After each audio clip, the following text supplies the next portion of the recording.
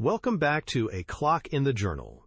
Tonight, the waves crash against the haunted shores of Sarek, where whispers of an ancient curse echo through the mist. A place where every shadow hides a secret, and every heartbeat might be your last. Step into the labyrinth of fate and deception as Arsène Lupin dares to uncover the secret of Sarek. Chapter 15. The Hall of the Underground Sacrifices. Dvorsky had never known fear, and he was perhaps not yielding to an actual sense of fear in taking to flight now. But he no longer knew what he was doing. His bewildered brain was filled with a whirl of contradictory and incoherent ideas, in which the intuition of an irretrievable and to some extent supernatural defeat held the first place. Believing as he did in witchcraft and wonders, he had an impression that Dvorsky, the man of destiny, had fallen from his mission and been replaced by another chosen favorite of destiny. There were two miraculous forces opposed to each other, one emanating from him, Dvorsky, the other from the ancient druid, and the second was absorbing the first. Veronique's resurrection, the ancient druid's personality, the speeches, the jokes, the leaps and bounds, the actions, the invulnerability of that spring-heeled individual, all this seemed to him magical and fabulous. And it created, in these caves of the barbaric ages, a peculiar atmosphere which stifled and demoralized him. He was eager to return to the surface of the earth. He wanted to breathe and see, and what he wanted above all to see was the tree stripped of its branches, to which he had tied Veronique, and on which Veronique had expired. "For she is dead," he snarled, as he crawled through the narrow passage which communicated with the third and largest of the crypts. "She is dead. I know what death means. I have often held it in my hands, and I make no mistakes. Then how did that demon manage to bring her to life again?" He stopped abruptly near the block on which he had picked up the scepter. "Unless," he said. Conrad, following him, cried, "Hurry up instead of chattering." Dvorsky allowed himself to be pulled along, but as he went, he continued. "Shall I tell you what I think, Conrad? Well, the woman he showed us, the one asleep, wasn't that one at all. Was she even alive? Oh, the old wizard is capable of anything. He'll have modeled a figure, a wax doll, and given it her likeness." "You're mad! Get on!" "I'm not mad. That woman was not alive. The one who died on the tree is properly dead, and you'll find her again up there, I warrant you." "Miracles! Yes, but not such a miracle as that." Having left their lantern behind them, the three accomplices kept bumping against the wall and the upright stones. Their footsteps echoed from vault to vault. Conrad never ceased grumbling. "I warned you. We ought to have broken his head." Otto, out of breath with walking, said nothing. Thus, groping their way, they reached the lobby which preceded the entrance crypt. And they were not a little surprised to find that this first hall was dark, though the passage which they had dug in the upper part, under the roots of the dead oak, ought to have given a certain amount of light. "That's funny," said Conrad. "Pooh," said Otto. "We've only got to find the ladder hooked to the wall. Here, I have it. Here's a step, and the next... ... He climbed the rungs, but was pulled up almost at once. "Can't get any farther. It's as if there had been a fall of earth." "Impossible!" Dvorsky protested. "However, wait a bit. I was forgetting. I have my pocket lighter." He struck a light, and the same cry of anger escaped all three of them. The whole of the top of the staircase, and half the room, was buried under a heap of stones and sand, with the trunk of the dead oak fallen in the middle. Not a chance of escape remained. Dvorsky gave way to a fit of despair and collapsed on the stairs. "We're tricked. It's that old brute who has played us this trick, which shows that he's not alone." He bewailed his fate, raving, lacking the strength to continue the unequal struggle, but Conrad grew angry. "I say, Dvorsky, this isn't like you, you know. There's nothing to be done against that fellow." "Nothing to be done? In the first place, there's this, as I've told you 20 times, wring his neck. Oh, why did I restrain myself? You couldn't even have laid a hand on him. Did any of our bullets touch him?" Our bullets, our bullets, muttered Conrad. All this strikes me as mighty queer. Hand me your lighter. I have another revolver, which comes from the Priory, and I loaded it myself yesterday morning. I'll soon see.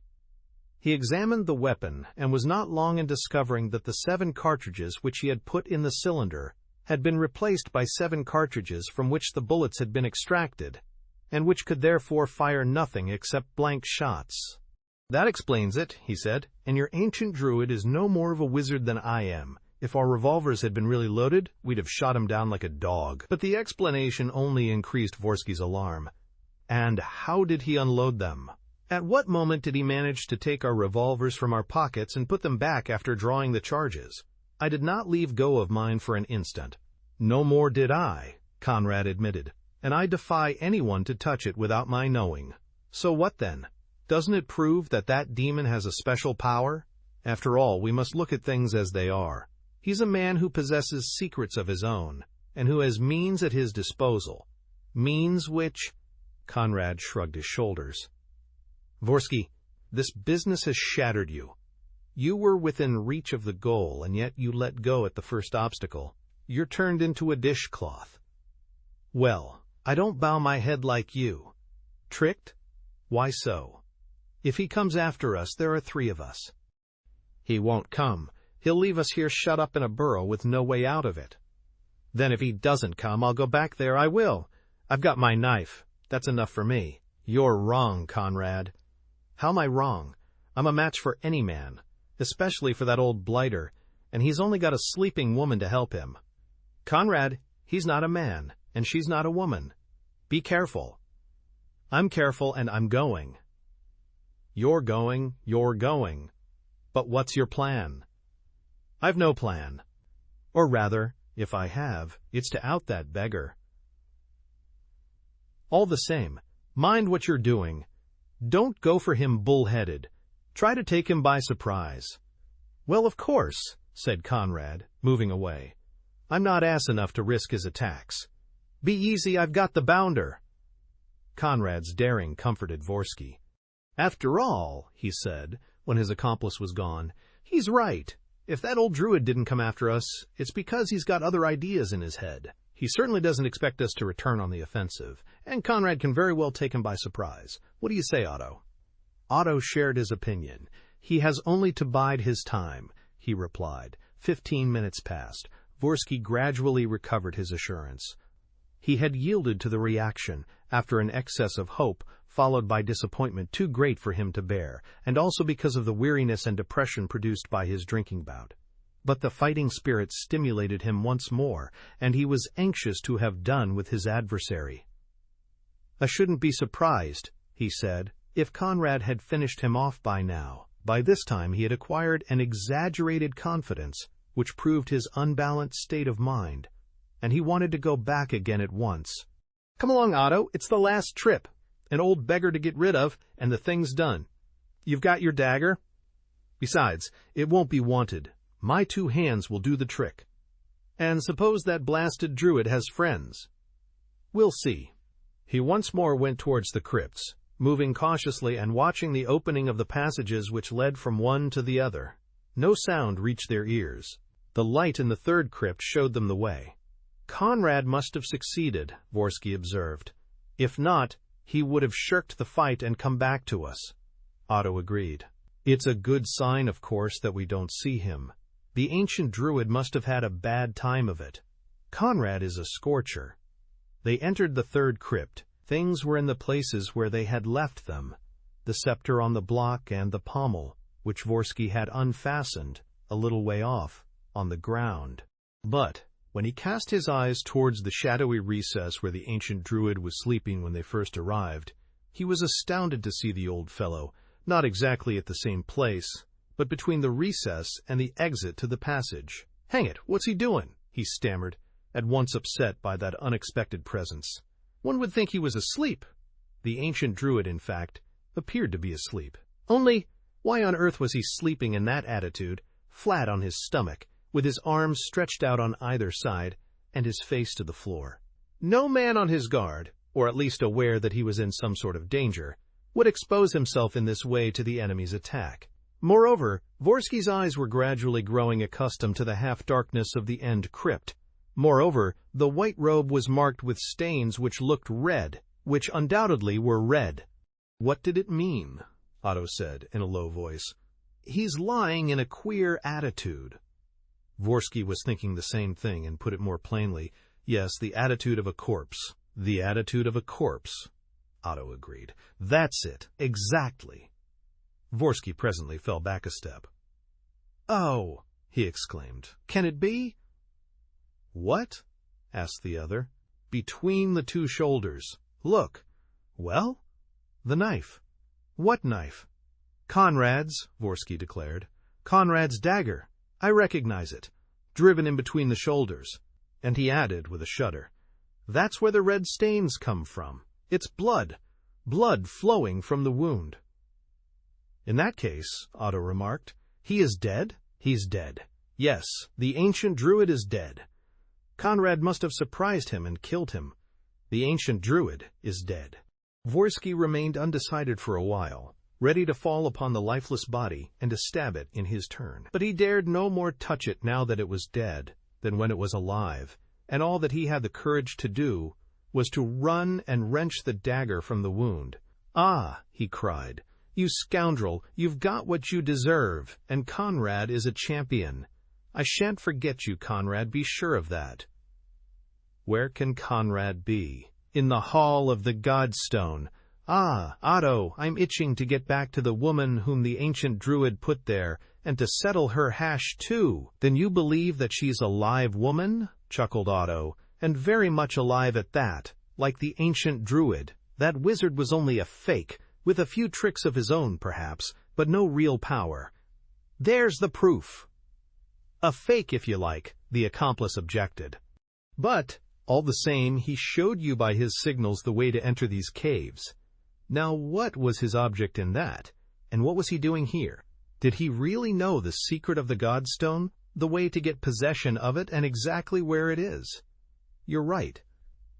"It's all so many riddles," said Vorsky, who preferred not to examine the details of the adventure too closely.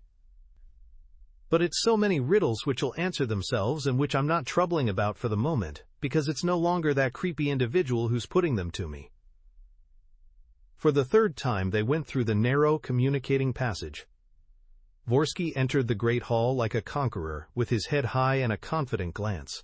There was no longer any obstacle, no longer any enemy to overcome. Whether the Godstone was suspended between the stones of the ceiling, or whether the Godstone was elsewhere, he was sure to discover it. There remained the mysterious woman who looked like Veronique, but who could not be Veronique, and whose real identity he was about to unmask. "Always presuming that she's still there," he muttered. "And I very much suspect that she's gone. She played her part in the ancient druid's obscure schemes, and the ancient druid thinking me out of the way." He stepped forward and climbed a few steps. The woman was there. She was there, lying on the lower table of the dolmen, shrouded in veils as before. The arm no longer hung towards the ground. There was only the hand emerging from the veils. The turquoise ring was on the finger. "She hasn't moved," said Otto. "She's still asleep." "Perhaps she is asleep," said Vorsky. "I'll watch her. Leave me alone." He went nearer. He still had Conrad's dagger in his hand, and perhaps it was this that suggested killing to him, for his eyes fell upon the weapon, and it was not till then that he seemed to realize that he was carrying it and that he might make use of it. He was not more than 3 paces from the woman, when he perceived that the wrist which was uncovered was all bruised, and as it were mottled with black patches, which evidently came from the cords with which she had been bound. Now the ancient druid had remarked an hour ago that the wrists showed no signs of a bruise. This detail confounded him anew. First, because it proved to him that this was really the woman whom he had crucified, who had been taken down, and who was now before his eyes, and, secondly, because he was suddenly re-entering the domain of miracles, and Veronique's arm appeared to him, alternately, under 2 different aspects, as the arm of a living, uninjured woman, and as the arm of a lifeless, tortured victim. His trembling hand clutched the dagger, clinging to it, in a manner of speaking, as the only instrument of salvation.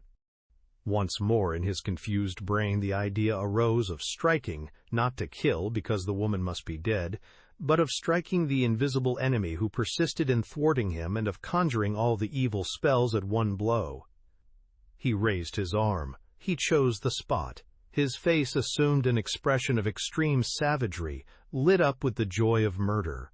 And suddenly he swooped down, striking, like a madman, at random 10 times, 20 times, with a frenzied unbridling of all his instincts. "Take that and die!" he spluttered. "Another! Die! And let's have an end of this. You are the evil genius that's been resisting me, and now I'm killing you. Die and leave me free. Die so that I shall be the only master." He stopped to take breath. He was exhausted. And while his haggard eyes stared blindly at the horrible spectacle of the lacerated corpse, he received the strange impression that a shadow was placing itself between him and the sunlight, which came through the opening overhead. "Do you know what you remind me of?" said a voice. He was dumbfounded. The voice was not Otto's voice. And the voice continued, while he stood with his head lowered and stupidly holding his dagger planted in the dead woman's body. "Do you know what you remind me of, Vorsky? You remind me of the bulls of my country. Let me tell you that I am a Spaniard and a great frequenter of the bull ring. Well, when our bulls have gored some poor old cab horse that is only fit for the knacker's yard, they go back to the body, from time to time, turn it over, gore it again, keep on killing it and killing it. You're like them, Vorsky. You're seeing red. In order to defend yourself against the living enemy, you fall desperately on the enemy who is no longer alive. And it is death itself that you are trying to kill. What a silly beast you're making of yourself." Vorsky raised his head. A man was standing in front of him, leaning against one of the uprights of the dolmen. The man was of the average height, with a slender, well-built figure, and seemed to be still young, notwithstanding his hair, which was turning gray at the temples. He wore a blue serge jacket with brass buttons and a yachting cap with a black peak. "Don't trouble to rack your brains," he said.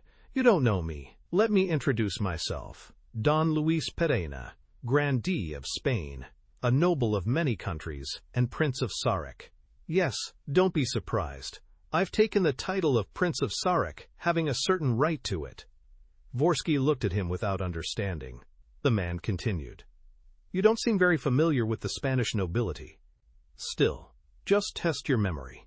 I am the gentleman who was to come to the rescue of the Dergemont family and the people of Sarek, the one whom your son Francois was expecting with such simple faith. Well, are you there?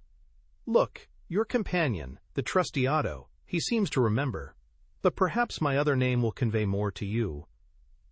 It is well and favorably known, Lupin. Arsène Lupin." Vorsky watched him with increasing terror and with a misgiving which became more accentuated at each word and movement of this new adversary. Though he recognized neither the man nor the man's voice, he felt himself dominated by a will of which he had already felt the power and lashed by the same sort of implacable irony. But was it possible? "Everything is possible," Don Luis Pereira went on, "including even what you think. But I repeat, what a silly beast you're making of yourself. Here are you playing the bold highwayman, the dashing adventurer, and you're frightened the moment you set eyes on one of your crimes. As long as it was just a matter of happy-go-lucky killing, you went straight ahead, but the first little jolt throws you off the track. Vorsky kills, but whom has he killed? He has no idea. Is Véronique Dergemont dead or alive? Is she fastened to the oak on which you crucified her, or is she lying here, on the sacrificial table? Did you kill her up there or down here? You can't tell. You never even thought, before you stabbed, of looking to see what you were stabbing. The great thing for you is to slash away with all your might, to intoxicate yourself with the sight and smell of blood, and to turn live flesh into a hideous pulp. But look, can't you, you idiot? When a man kills, he's not afraid of killing, and he doesn't hide the face of his victim. Look, you idiot!" He himself stopped over the corpse and unwrapped the veil around the head. Vorsky had closed his eyes. Kneeling with his chest pressed against the dead woman's legs, he remained without moving and kept his eyes obstinately shut. "Are you there now?" chuckled Don Luis. "If you daren't look, it's because you've guessed, or because you're on the point of guessing, you wretch. Am I right? Your idiot brain is working it out. Am I right? There were 2 women in the Isle of Sarek, and 2 only. Veronique, and the other whose name was Elfrida, I understand. Am I right? Elfrida and Veronique, your 2 wives, one the mother of Renaud, the other the mother of Francois. So if it's not Francois, mother whom you tied on the cross and whom you've just stabbed, then it's Renaud's mother. If the woman lying here with her wrists bruised by the torture is not Veronique, then she's Elfrida. There's no mistake possible. Elfrida, your wife and your accomplice. Elfrida, your willing and subservient tool. And you know it so well that you would rather take my word for it than risk a glance and see the livid face of that dead woman, of your obedient accomplice tortured by yourself. You miserable poltroon!" Vorsky had hidden his head in his folded arms. He was not weeping. Vorsky could not weep. Nevertheless, his shoulders were jerking convulsively, and his whole attitude expressed the wildest despair. This lasted for some time. Then the shaking of the shoulders ceased. Still Vorsky did not stir. "Upon my word, you move me to pity, you poor old buffer," said Don Luis. "Were you so fond of your Elfrida as all that? She had become a habit, what? A mascot? Well, what can I say? People as a rule aren't such fools as you. They know what they're doing. They look before they leap. Hang it all, they stop to think. Whereas you go floundering about in crime like a newborn babe struggling in the water. No wonder you sink and go to the bottom. The ancient druid, for instance. Is he dead or alive? Did Conrad stick a dagger into his back, or was I playing the part of that diabolical personage? In short, are there an ancient druid and a Spanish grandee? Or are the 2 individuals one and the same? This is all a sealed book to you, my poor fellow, and yet you'll want an explanation. Shall I help you?" If Vorsky had acted without thinking, it was easy to see, when he raised his head, that on this occasion he had taken time to reflect, that he knew very well the desperate resolve which circumstances called upon him to take.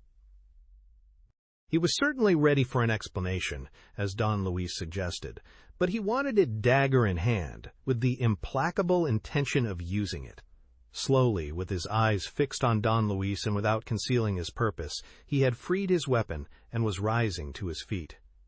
"Take care," said Don Luis. "Your knife is faked as your revolver was. It's made of tinfoil." Useless pleasantry. Nothing could either hasten or delay the methodical impulse which urged Vorsky to the supreme contest. He walked round the sacred table and took up his stand in front of Don Luis. "You're sure it's you who have been thwarting all my plans these last few days?" "The last 24 hours, no longer.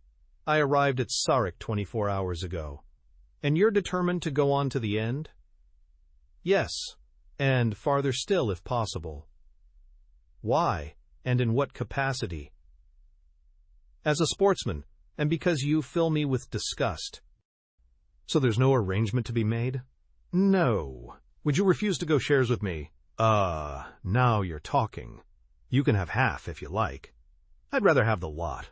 "Meaning that the Godstone." "The Godstone belongs to me." Further speech was idle. An adversary of that quality has to be made away with. If not, he makes away with you. Vorsky had to choose between the 2 endings. There was not a third. Don Luis remained impassive, leaning against the pillar. Vorsky towered a head above him, and at the same time, Vorsky had the profound impression that he was equally Don Luis, superior in every other respect, in strength, muscular power, and weight. In these conditions, there was no need to hesitate.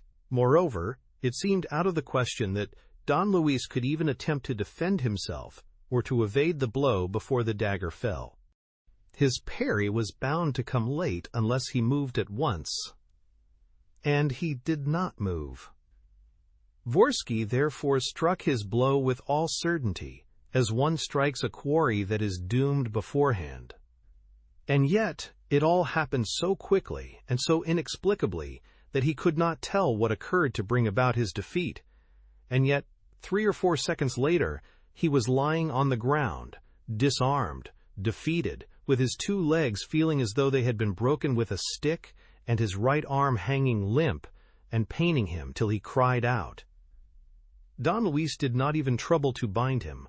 With one foot on the big, helpless body, half bending over his adversary, he said, "For the moment, no speeches. I'm keeping one in reserve for you. It'll strike you as a bit long, but it'll show you that I understand the whole business from start to finish. That is to say, much better than you do. There's one doubtful point, and you're going to clear it up. Where's your son François d'Ergemont?" Receiving no reply, he repeated, "Where's François d'Ergemont?" Dvorsky no doubt considered that chance had placed an unexpected trump in his hands, and that the game was perhaps not absolutely lost, for he maintained an obstinate silence. "You refuse to answer?" asked Don Luis. "1, 2, 3 times. Do you refuse? Very well." He gave a low whistle. 4 men appeared from a corner of the hall, 4 men with swarthy faces resembling Moors. Like Don Luis, they wore jackets and sailors' caps with shiny peaks.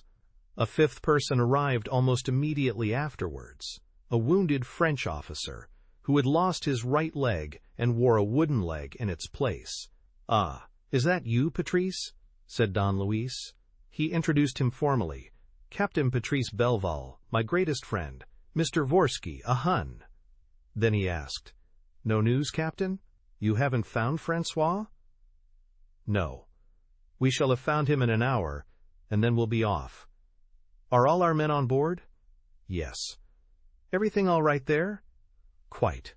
He turned to the 3 Moors. "Pick up the Hun," he ordered, "and carry him up to the dolmen outside.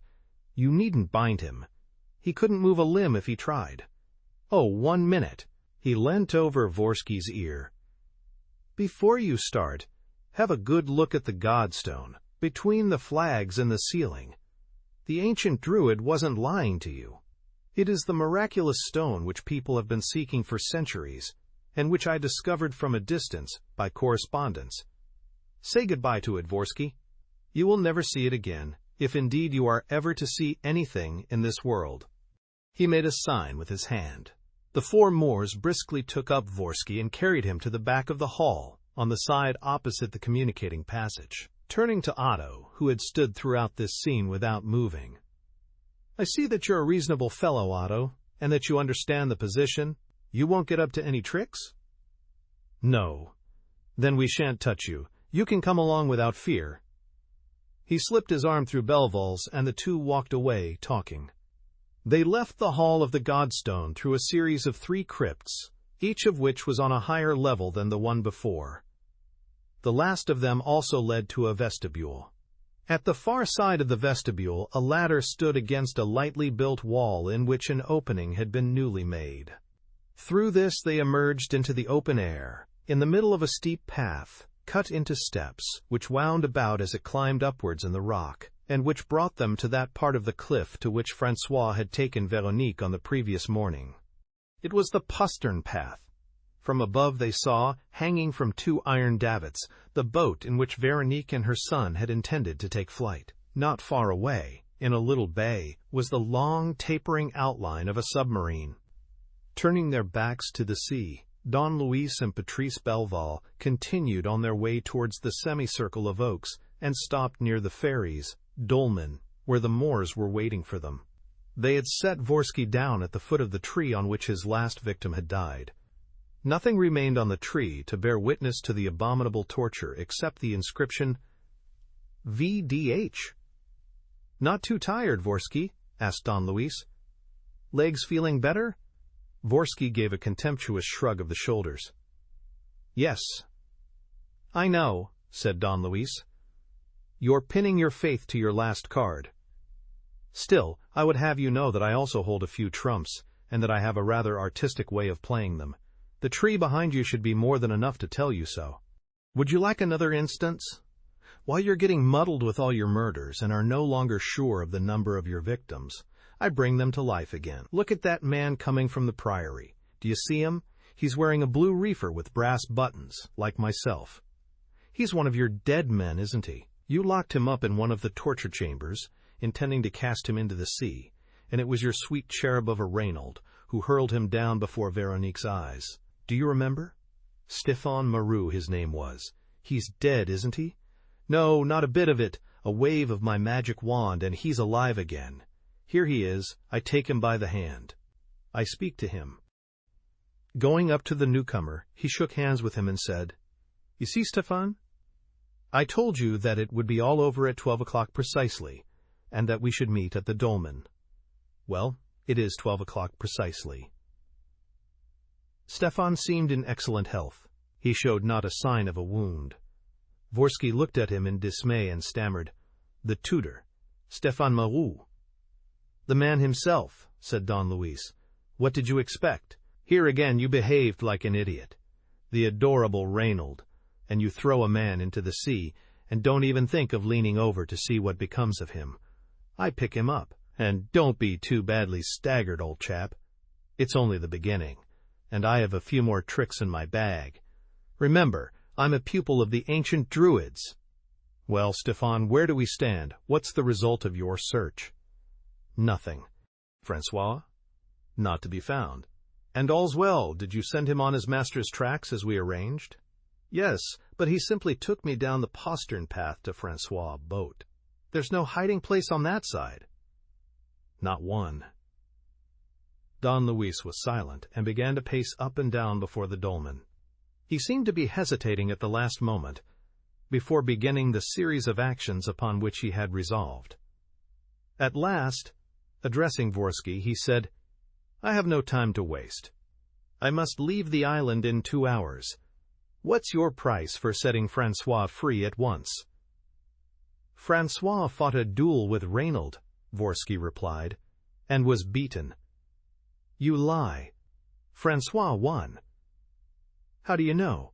Did you see them fight?" "No, or I should have interfered. But I know who was the victor." "No one knows except myself. They were masked." "Then, if Francois is dead, it's all up with you." Vorsky took time to think.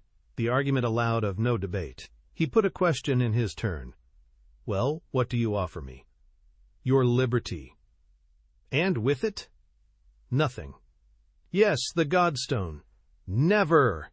Don Luis shouted the word, accompanying it with a vehement gesture of the hand, and he explained, "Never! Your liberty, yes, if the worst comes to the worst, and because I know you and know that, denuded of all resources, you will simply go and get yourself hanged somewhere else. But the Godstone would spell safety, wealth, the power to do evil." "That's exactly why I want it," said Vorsky. "And by telling me what it's worth, you make me all the more difficult in the matter of Francois." "I shall find Francois all right. It's only a question of patience, and I shall stay 2 or 3 days longer if necessary. You will not find him, and if you do, it will be too late." "Why?" "Because he has had nothing to eat since yesterday." This was said coldly and maliciously. There was a silence, and Don Luis retorted, "In that case, speak. If you don't want him to die." "What do I care? Anything rather than fail in my task, and stop midway when I've got so far. The end is within sight. Those who get in my way must look out for themselves." "You lie. You won't let that boy die." "I let the other die right enough." Patrice and Stéphane made a movement of horror, while Don Luis laughed frankly. "Capital. There's no hypocrisy about you. Plain and convincing arguments. By Jingo, how beautiful to see a Hun laying bare his soul. What a glorious mixture of vanity and cruelty, of cynicism and mysticism, A Hun has always a mission to fulfill, even when he's satisfied with plundering and murdering. Well, you're better than a Hun. You're a super Hun. And he added, still laughing, so I propose to treat you as super Hun. Once more, will you tell me where Francois is? No. All right. He turned to the four Moors and said very calmly, Go ahead, lads. It was a matter of a second, with really extraordinary precision of gesture, and as though the act had been separated into a certain number of movements, learnt and rehearsed beforehand, like a military drill. They picked up Vorsky, fastened him to the rope which hung to the tree, hoisted him up without paying attention to his cries, his threats, or his shouts, and bound him firmly as he had bound his victim. Howl away, old chap, said Don Luis serenely. Howl as much as you like. You can only wake the sisters Arquejet and the others in the 30 coffins. Howl away, my lad. But good Lord, how ugly you are. What a face! He took a few steps back to appreciate the sight better. Excellent. You look very well there. It couldn't be better. Even the inscription fits. VDH. Vorsky de Hohenzollern. For I presume that, as the son of a king, you are allied to that noble house. And now, Vorsky, all you have to do is to lend me an attentive ear. I'm going to make you the little speech I promised you. Vorsky was wriggling on the tree and trying to burst his bonds, but since every effort merely served to increase his suffering, he kept still and, to vent his fury, began to swear and blaspheme most hideously and to inveigh against Don Luis. Robber! Murderer! It's you that are the murderer. It's you that are condemning Francois to death. Francois was wounded by his brother. It's a bad wound and may be poisoned. Stefan and Patrice pleaded with Don Luis. Stefan expressed his alarm. You can never tell, he said. With a monster like that, anything is possible. And suppose the boy's ill? It's bunkum and blackmail, Don Luis declared. The boy's quite well. Are you sure? Well enough, in any case, to wait an hour. In an hour the super Hun will have spoken. He won't hold out any longer. Hanging loosens the tongue. And suppose he doesn't hold out at all? What do you mean? Suppose he himself expires from too violent an effort, heart failure, a clot of blood to the head. Well? Well, his death would destroy the only hope we have of learning where Francois is hidden. His death would be Francois' undoing. But Don Luis was inflexible. He won't die, he cried. Vorsky sort doesn't die of a stroke. No, he'll talk within an hour. Just time enough to deliver my lecture. Patrice Belval began to laugh in spite of himself. Have you a lecture to deliver? Rather, and such a lecture, exclaimed Don Luis. The whole adventure of the Godstone.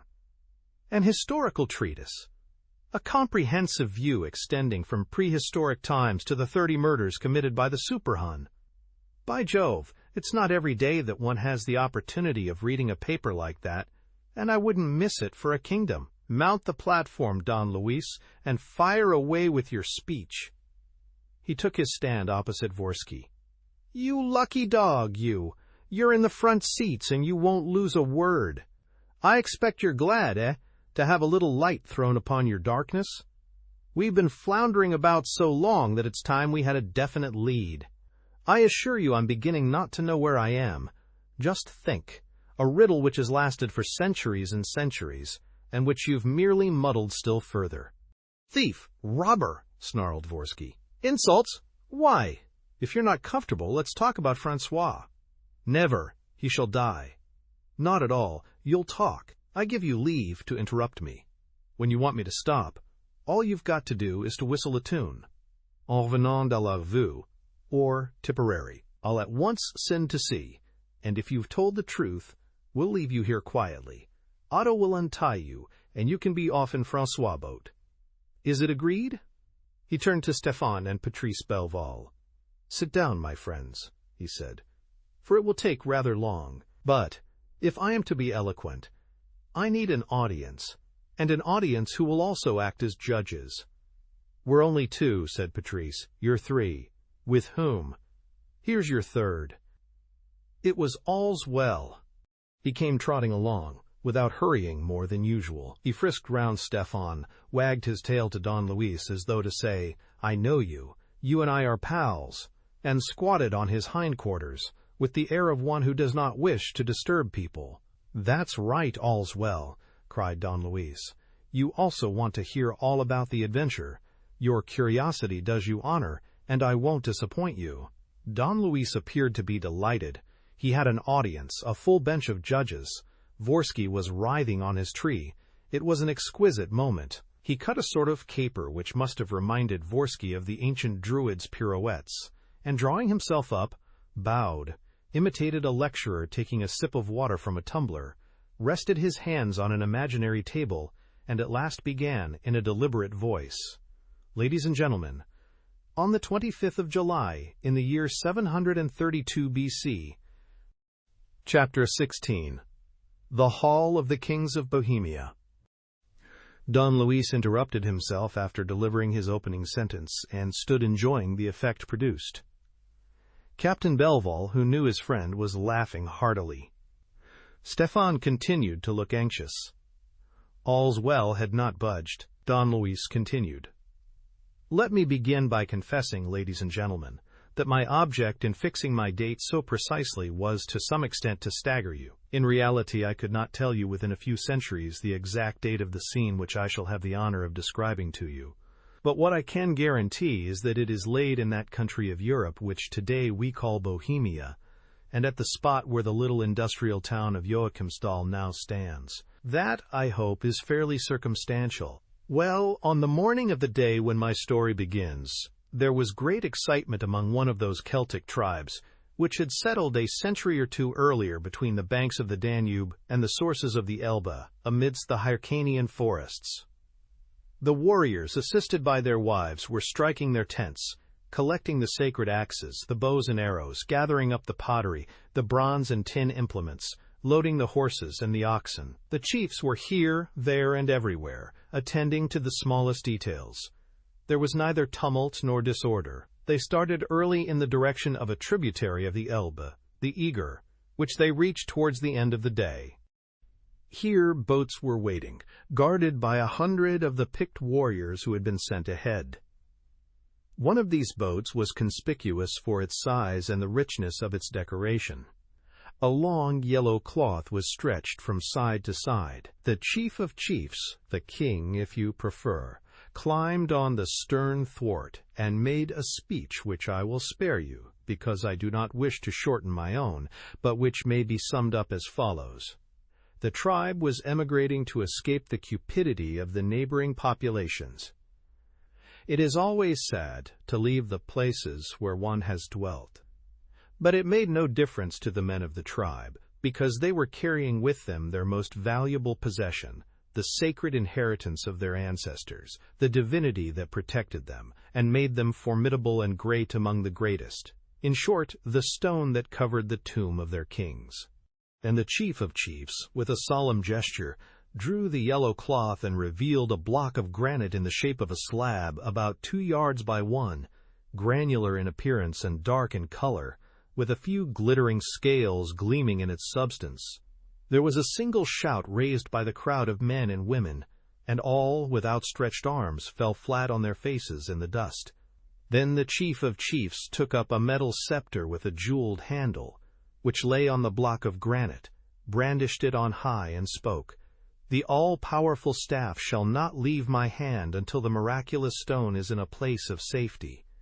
The all-powerful staff is born of the miraculous stone. It also contains the fire of heaven, which gives life or death. While the miraculous stone was the tomb of my forefathers, the all-powerful staff never left their hands on days of disaster or of victory. May the fire of heaven lead us. May the sun god light our way." He spoke, and the whole tribe set out upon its journey. Don Luis struck an attitude and repeated, in a self-satisfied tone, "He spoke, and the whole tribe set out upon its journey." Patrice Belval was greatly amused, and Stefan, infected by his hilarity, began to feel more cheerful. But Don Luis now addressed his remarks to them. "There's nothing to laugh at. All this is very serious. It's not a story for children who believe in conjuring tricks and sleight of hand, but a real history, all the details of which will, as you shall see, give rise to precise, natural, and, in a sense, scientific explanations. Yes, ladies and gentlemen, scientific. I am not afraid of the word. We are here on scientific ground, and Vorsky himself will regret his cynical merriment." Don Luis took a second sip of water and continued. "For weeks and months, the tribe followed the course of the Elbe, and one evening, on the stroke of 9:30, reached the seaboard, in the country which afterwards became the country of the Frisians. It remained there for weeks and months, without finding the requisite security. It therefore determined upon a fresh exodus. This time, it was a naval exodus. 30 boats put out to sea.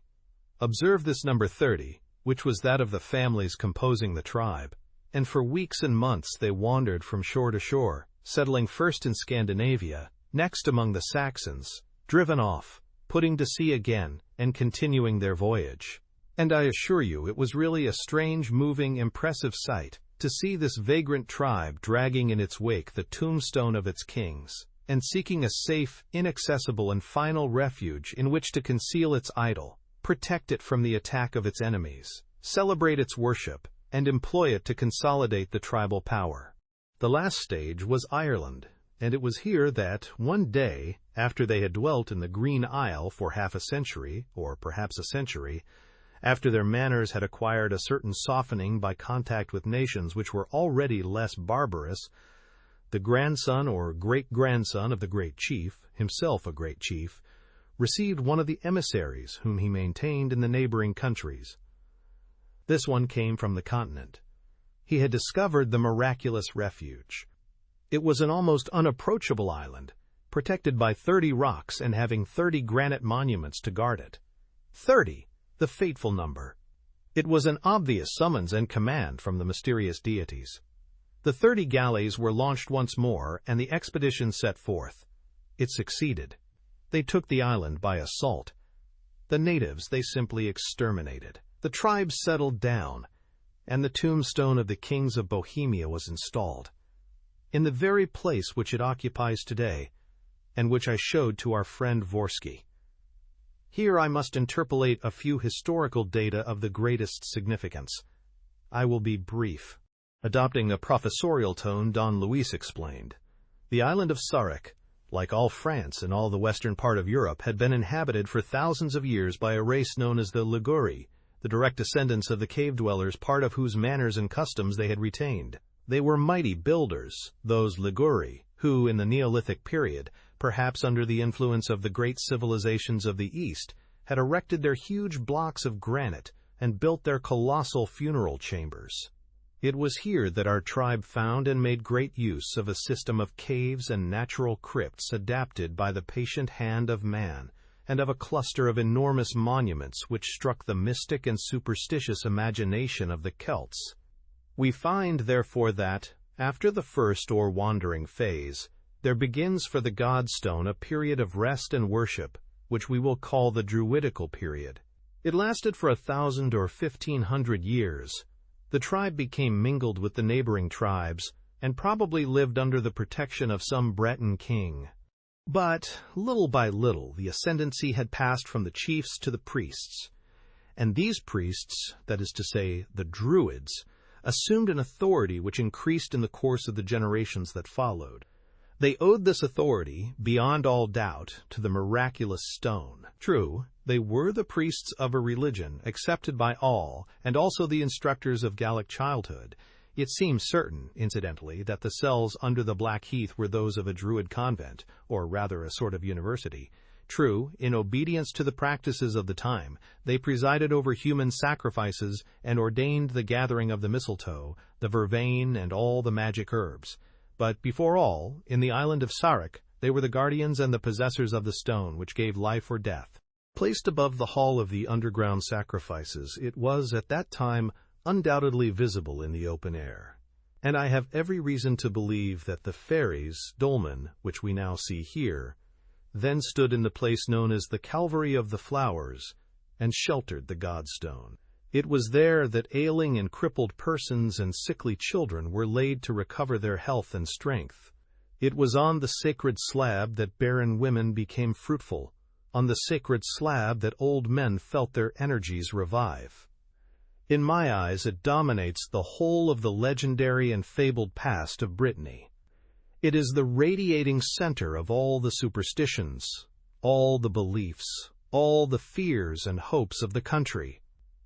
By virtue of the stone, or of the magic scepter which the archdruid wielded, and with which he burnt men's flesh or healed their sores at will, we see the beautiful tales of romance springing spontaneously into being, tales of the Knights of the Round Table, tales of Merlin the Wizard.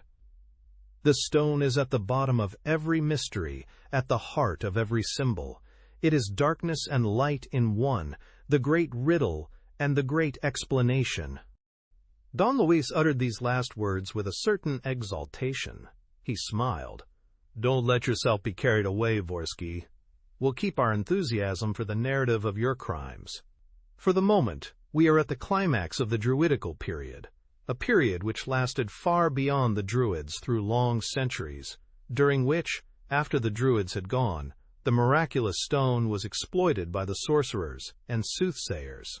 And thus we come gradually to the third period, the religious period, that is to say, actually to the progressive decline of all that constituted the glory of Sarek, pilgrimages, commemorative festivals, and so forth.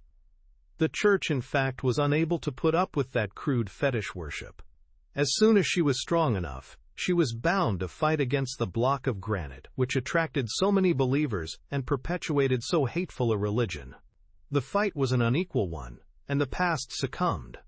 The dolmen was moved to where we stand. The slab of the kings of Bohemia was buried under a layer of earth, and a Calvary rose at the very spot where the sacrilegious miracles were once wrought.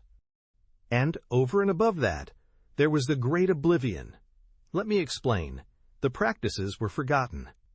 The rites were forgotten, and all that constituted the history of a vanished cult. But the Godstone was not forgotten. Men no longer knew where it was. In time, they even no longer knew what it was. But they never ceased to speak of and believe in the existence of something which they called the Godstone.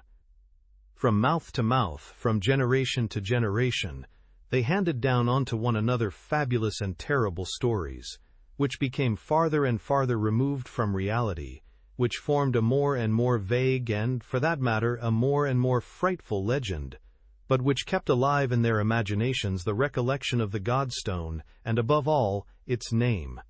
This persistence of an idea in men's memories, this survival of a fact in the annals of a country, had the logical result that, from time to time, some inquiring person would try to reconstruct the prodigious truth. Two of these inquiring persons, Brother Thomas, a member of the Benedictine order, who lived in the middle of the 15th century, and the man Magwenoch, in our own time, played an important part. Brother Thomas was a poet and an illuminator about whom we possess not many details, a very bad poet, to judge by his verses, but as an illuminator ingenuous and not devoid of talent. He left a sort of missal in which he related his life at Sarek Abbey, and drew the 30 dolmens of the island, the whole accompanied by instances, religious quotations, and predictions after the manner of Nostradamus. It was this missal, discovered by Magwenoch aforesaid, that contained the famous page with the crucified women and the prophecy relating to Sarek. It was this missal that I myself found and consulted last night in Magwenoch's bedroom. He was an odd person, this Magwenoch, a belated descendant of the sorcerers of old, and I strongly suspect him of playing the ghost on more than one occasion. You may be sure that the white-robed, white-bearded druid, whom people declared that they had seen on the 6th day of the moon, gathering the mistletoe, was none other than Magwenoch. He, too, knew all about the good old recipes, the healing herbs, the way to work up the soil so as to make it yield enormous flowers. One thing is certain, that he explored the mortuary crypts and the hall of the sacrifices, that it was he who purloined the magic stone contained in the knob of the scepter, and that he used to enter these crypts by the opening through which we have just come, in the middle of the postern path, of which he was obliged each time to replace the screen of stones and pebbles. It was he also who gave Monsieur d'Ergemont the page from the missal. Whether he confided the result of his last explorations to him, and how much exactly Monsieur d'Ergemont knew, does not matter now. Another figure looms into sight, one who is henceforth the embodiment of the whole affair and claims all our attention, an emissary dispatched by fate to solve the riddle of the centuries, to carry out the orders of the mysterious powers, and to pocket the Godstone. I am speaking of Vorsky. Don Luis swallowed his third glass of water and, beckoning to the accomplice, said, "Otto, you had better give him a drink if he's thirsty. Are you thirsty, Vorsky?" Vorsky on his tree seemed exhausted, incapable of further effort or resistance. Stefan and Patrice once more intervened on his behalf, fearing an immediate consummation. "Not at all, not at all," cried Don Luis. "He's all right, and he'll hold out until I've finished my speech, if it were only because he wants to know. You're tremendously interested, aren't you, Vorsky?" "Robber! Murderer!" spluttered the wretched man. "Splendid! So you still refuse to tell us where Francois is hidden? Murderer! Highwayman! Then stay where you are, old chap, as you please. There's nothing better for the health than a little suffering. Besides, you have caused so much suffering to others, you dirty scum." Don Luis uttered these words harshly and in accents of anger which one would hardly have expected from a man who had already beheld so many crimes and battled with so many criminals. But then this last one was out of all proportion. Don Luis continued. "About 35 years ago, a very beautiful woman who came from Bohemia, but who was of Hungarian descent, visited the watering places that swarm around the Bavarian lakes, and soon achieved a great reputation as a fortune-teller, palmist, seer, and medium. She attracted the attention of King Louis II, Wagner's friend, the man who built Bayreuth, the crowned madman famed for his extravagant fancies. The intimacy between the king and the clairvoyant lasted for some years. It was a violent, restless intimacy, interrupted by the frequent whims of the king, and it ended tragically on the mysterious evening when Louis of Bavaria threw himself out of his boat into the Starnberger Sea. Was it really, as the official version stated, suicide following on a fit of madness, or was it a case of murder, as some have held? Why suicide? Why murder? These are questions that have never been answered. But one fact remains. The Bohemian woman was in the boat with Louis II, and next day was escorted to the frontier and expelled from the country after her money and jewelry had been taken from her. She brought back with her from this adventure a young monster, 4 years old, Alex Vorsky by name, which young monster lived with his mother near the village of Joachimsthal in Bohemia. Here, in course of time, she instructed him in all the practices of hypnotic suggestion, extra lucidity, and trickery. Endowed with a character of unexampled violence but of very weak intellect, a prey to hallucinations and nightmares, believing in spells, in predictions, in dreams, in occult powers, he took legends for history and falsehoods for reality. One of the numerous legends of the mountains in particular had impressed his imagination. It was the one that describes the fabulous power of a stone which, in the dim recesses of the past, was carried away by evil genii, and which was one day to be brought back by the son of a king. The peasants still show the cavity left by the stone in the side of a hill. "The king's son is yourself," his mother used to say, "and, if you find the missing stone, you will escape the dagger that threatens you, and will yourself become a king." This ridiculous prophecy, and another, no less fantastic, in which the Bohemian woman announced that her son's wife would perish on the cross, and that he himself would die by the hand of a friend, were among those which exercised the most direct influence on Vorsky when the fateful hour struck.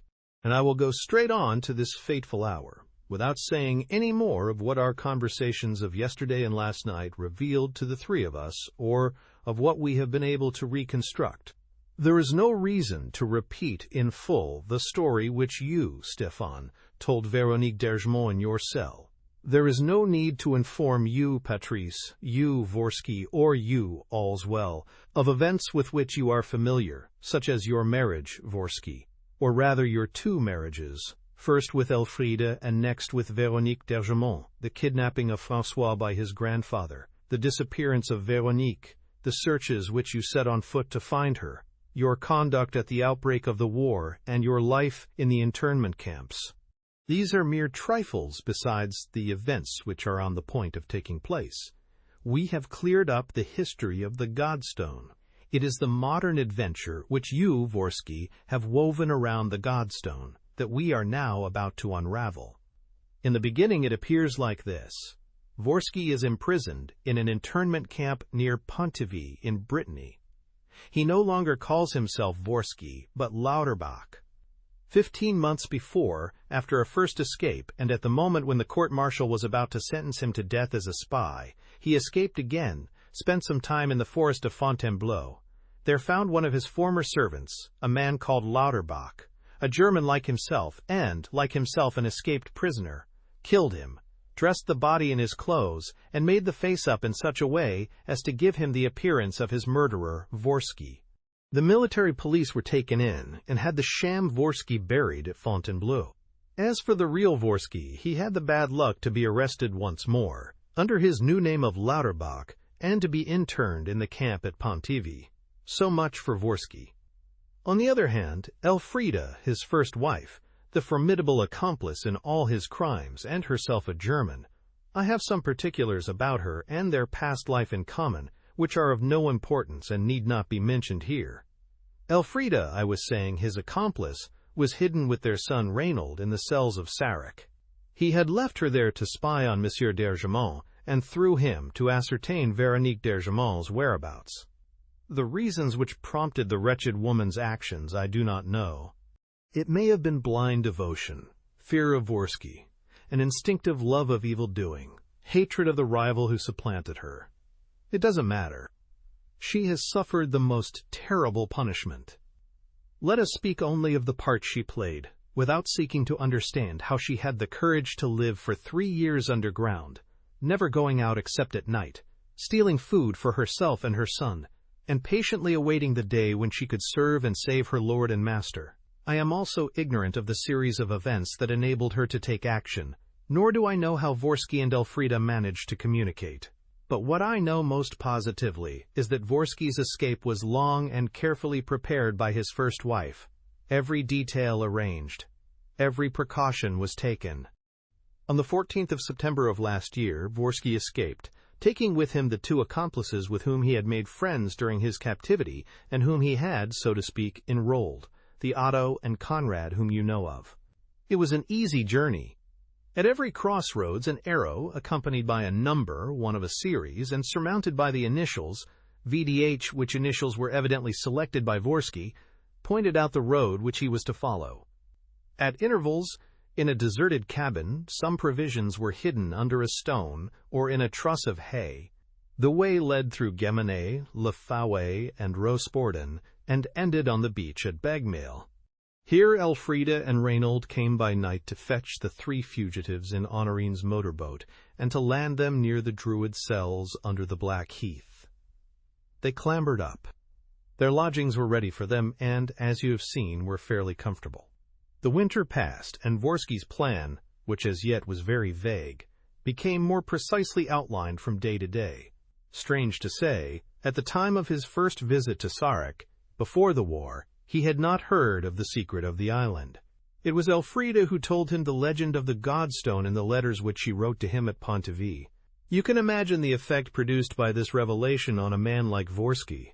The Godstone was bound to be the miraculous stone wrested from the soil of his native land, the stone which was to be discovered by the son of a king, and which, from that time onward, would give him power and royalty. Everything that he learnt later confirmed his conviction. But the great fact that dominates his subterranean life at Sarek was the discovery of Brother Thomas' prophecy in the course of the last month. Fragments of this prophecy were lingering on every hand, which he was able to pick up by listening to the conversations of the fisherfolk in the evenings, lurking under the windows of the cottages or on the roofs of the barns. Within mortal memory, the people of Sarek have always feared some terrible events, connected with the discovery and the disappearance of the invisible stone. There was likewise always a question of wrecks, and of women crucified.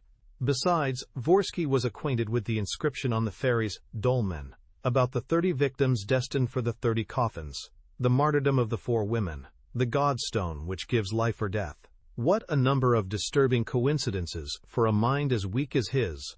But the prophecy itself, found by Magenok in the illuminated missal, constitutes the essential factor of the whole story. Remember that Magenok had torn out the famous page, and that Monsieur d'Ergemont, who was fond of drawing, had copied it several times, and had unconsciously given to the principal woman the features of his daughter Veronique.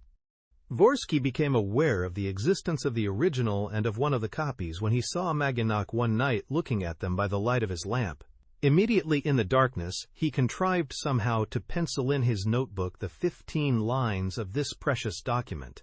He now knew and understood everything. He was dazzled by a blinding light.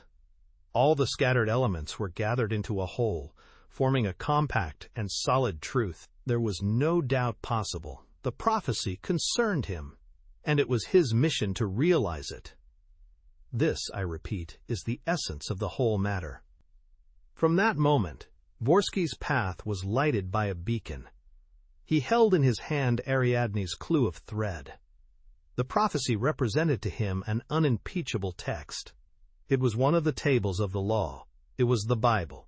And yet think of the stupidity, of the unspeakable silliness of those 15 lines scribbled at a venture, with no other motive than rhyme, not a phrase showing a sign of inspiration, not a spark, not a gleam, not a trace of the sacred madness that uplifted the Delphian Pythoness or provoked the delirious visions of a Jeremiah or an Ezekiel. Nothing. Syllables, rhymes, nothing, less than nothing, but quite enough to enlighten the gentle Vorsky and to make him burn with all the enthusiasm of a neophyte. Stefan, Patrice, listen to the prophecy of Brother Thomas. The Superhun wrote it down on 10 different pages of his notebook, so that he might wear it 10 times next to his skin, and engrave it in the very substance of his being. Here's one of the pages. Stefan, Patrice, listen! Listen, O faithful Otto, and you yourself, Vorsky. For the last time, listen to the doggerel of Brother Thomas. Listen as I read.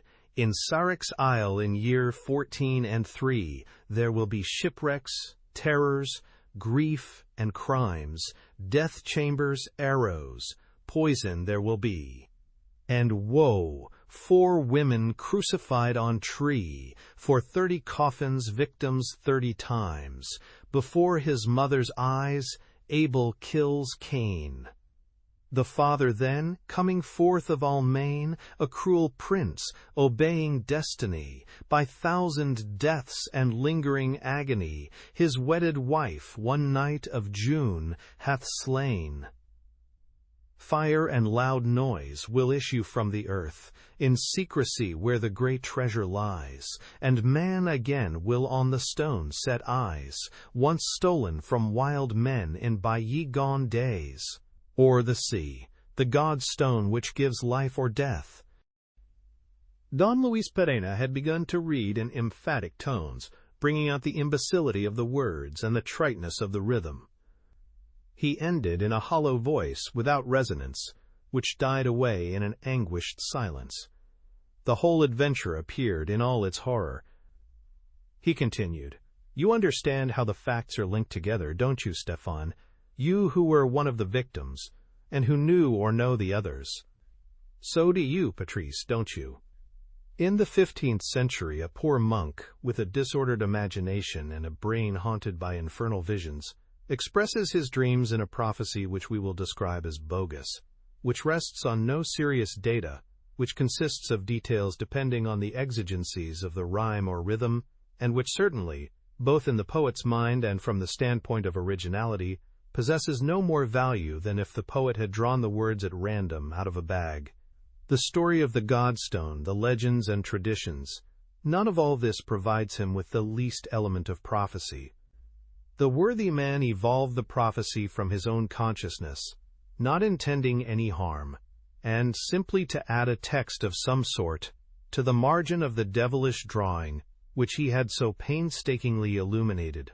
And he is so pleased with it that he takes the trouble to take a pointed implement and engrave a few lines of it on one of the stones of the fairies, dolmen. Well, 4 or 5 centuries later, the prophetic page falls into the hands of a superhun, a criminal lunatic, a madman eaten up with vanity. What does the superhun see in it? A diverting puerile fantasy? A meaningless caprice? Not a bit of it. He regards it as a document of the highest interest, one of those documents which the most superhunnish of his fellow countrymen love to pore over, with this difference, that the document to his mind possesses a miraculous origin. He looks upon it as the Old and New Testament, the scriptures which explain and expound the Sarek law, the very gospel of the Godstone. And this gospel designates him, Vorsky, him, the superhun, as the Messiah appointed to execute the decrees of providence. To Vorsky there is no possibility of mistake. No doubt he enjoys the business, because it is a matter of stealing wealth and power. But this question occupies a secondary position. He is above all obeying the mystic impulse of a race which believes itself to be marked out by destiny and which flatters itself that it is always fulfilling missions, a mission of regeneration as well as a mission of pillage, arson, and murder. And Vorsky reads his mission set out in full in Brother Thomas, Prophecy. Brother Thomas says explicitly what has to be done and names him, Vorsky, in the plainest terms, as the man of destiny. Is he not a king's son, in other words, a Prince of Almain? Does he not come from the country where the stone was stolen from the wild men o'er the sea? Has he not also a wife who is doomed, in the seer's prophecies, to the torture of the cross? Has he not 2 sons, one gentle and gracious as Abel, and the other wicked and uncontrolled as Cain?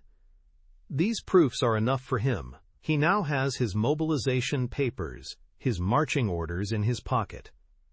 The gods have indicated the objective upon which he is to march, and he marches. True, there are a few living people in his path. So much the better. It is all part of the program. For it is after all these living people have been killed and, moreover, killed in the manner announced by Brother Thomas that the task will be done, the Godstone released, and Vorsky, the instrument of destiny, crowned king.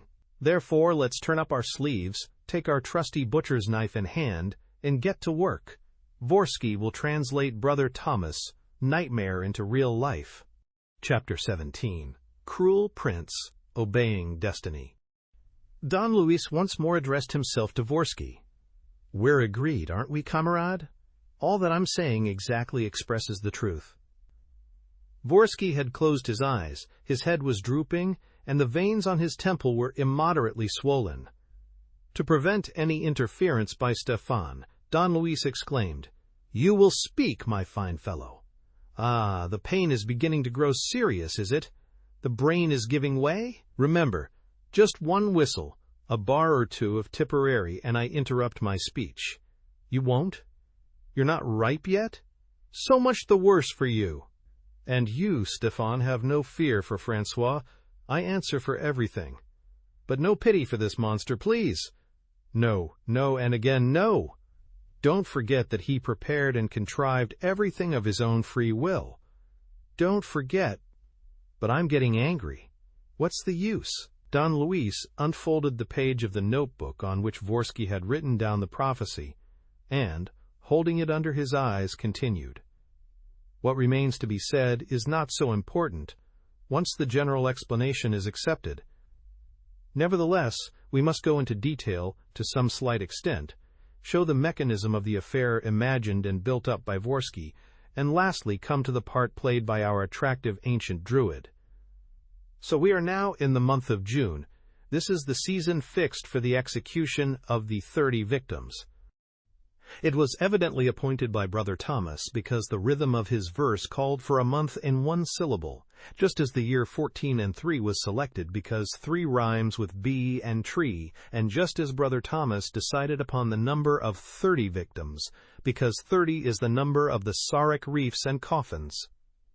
But Dvorsky takes it as a definite command. 30 victims are needed in June 17. They will be provided. They will be provided on condition that the 29 inhabitants of Sarek, we shall see presently that Dvorsky has his 30th victim handy, consent to stay on the island and await their destruction.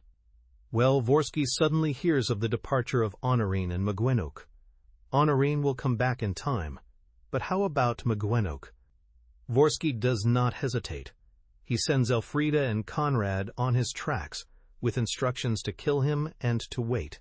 He hesitates the less because he believes, from certain words which he has overheard, that Mgwenok has taken with him the precious stone, the miraculous gem which must not be touched, but which must be left in its leaden sheath.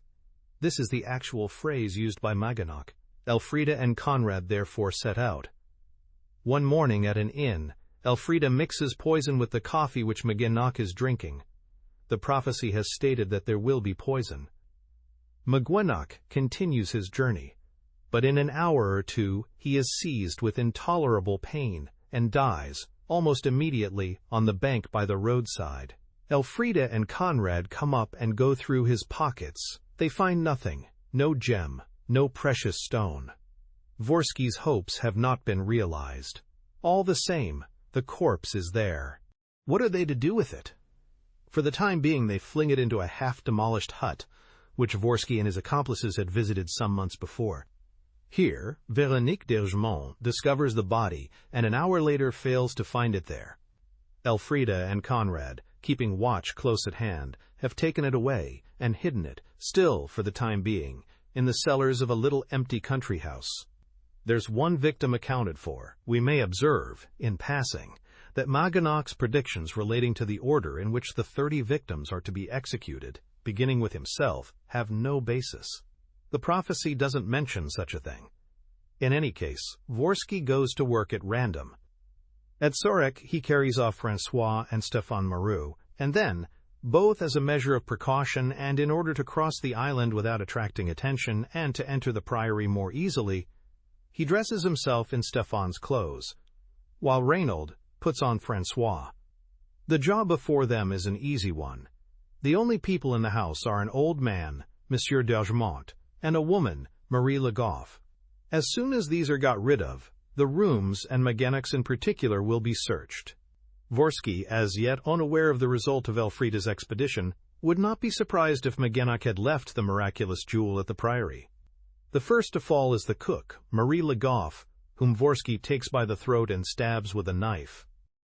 But it so happens that the ruffian's face gets covered with blood, and, seized with one of those fits of cowardice to which he is subject, he runs away, after loosing Reynaud upon Monsieur d'Ergemont. The fight between the boy and the old man is a long one. It is continued through the house, and, by a tragic chance, ends before Véronique d'Ergemont's eyes. Monsieur d'Ergemont is killed. Honorine arrives at the same moment. She drops, making the 4th victim. Matters now begin to go quickly.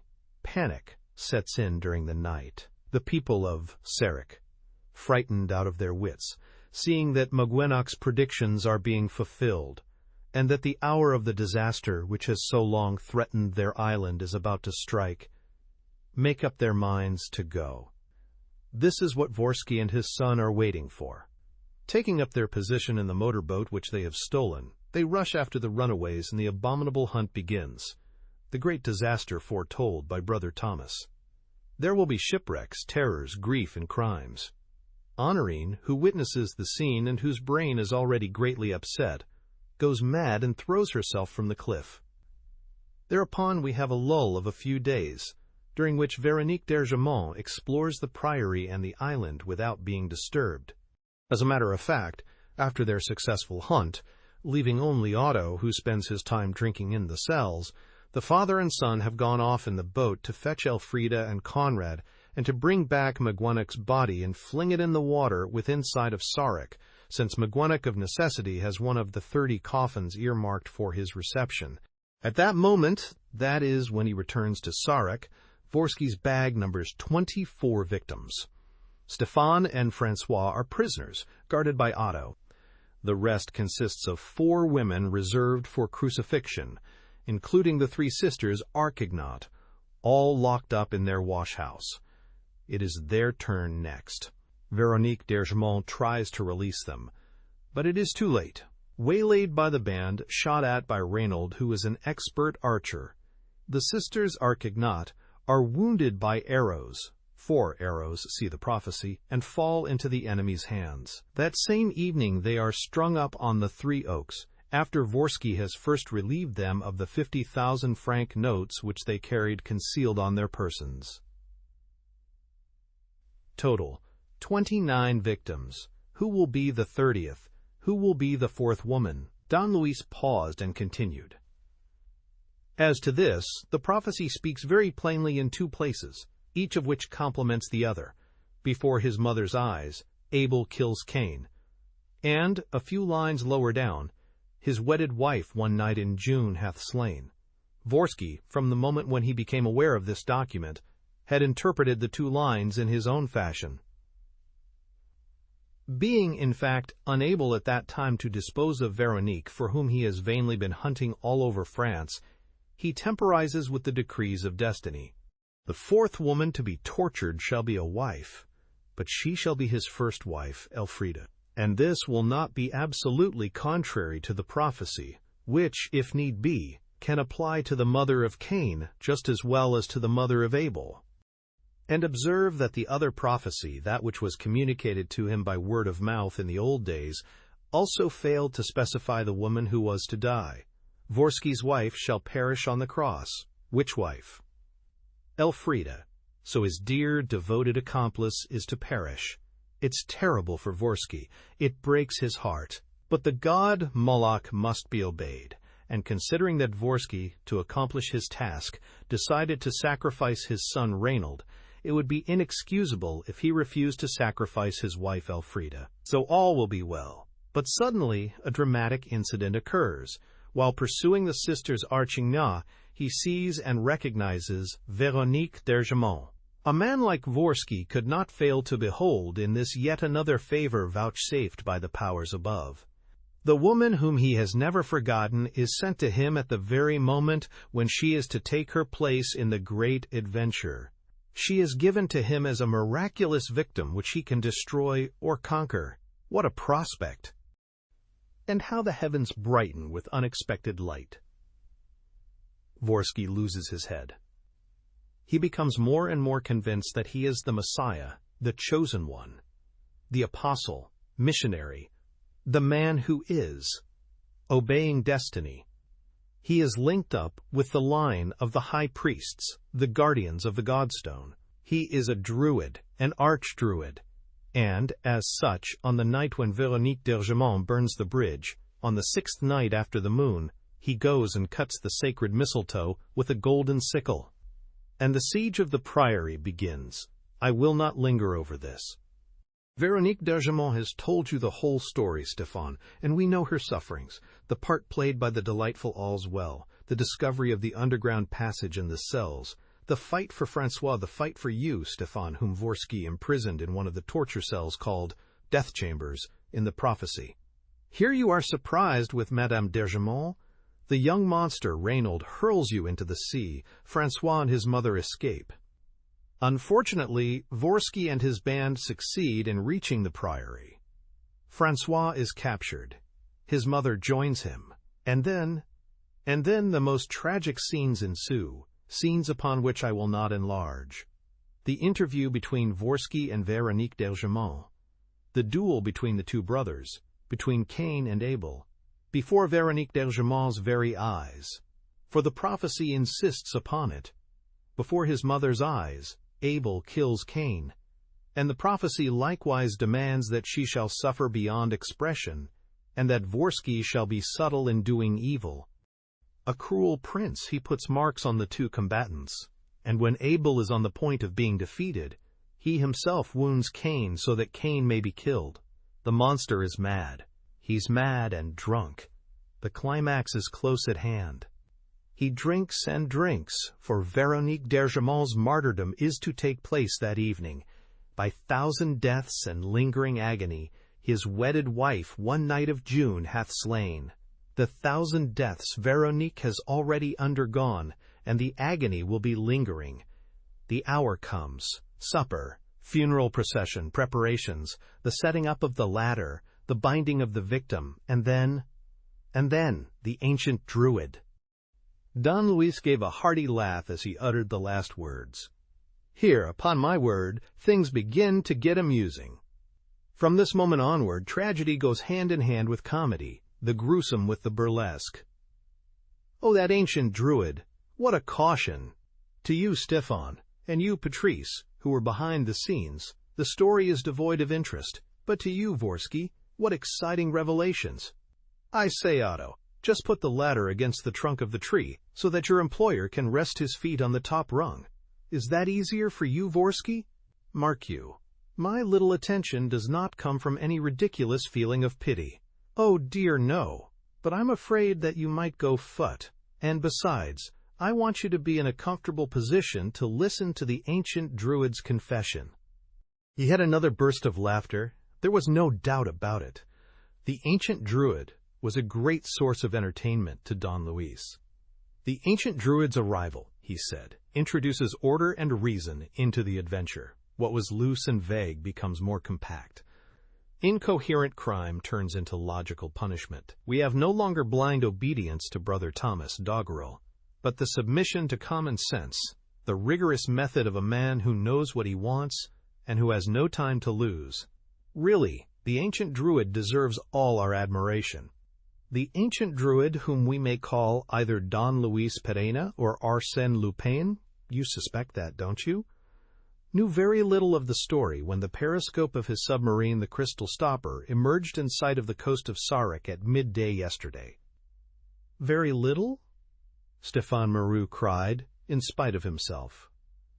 One might say nothing, Don Luis declared. What?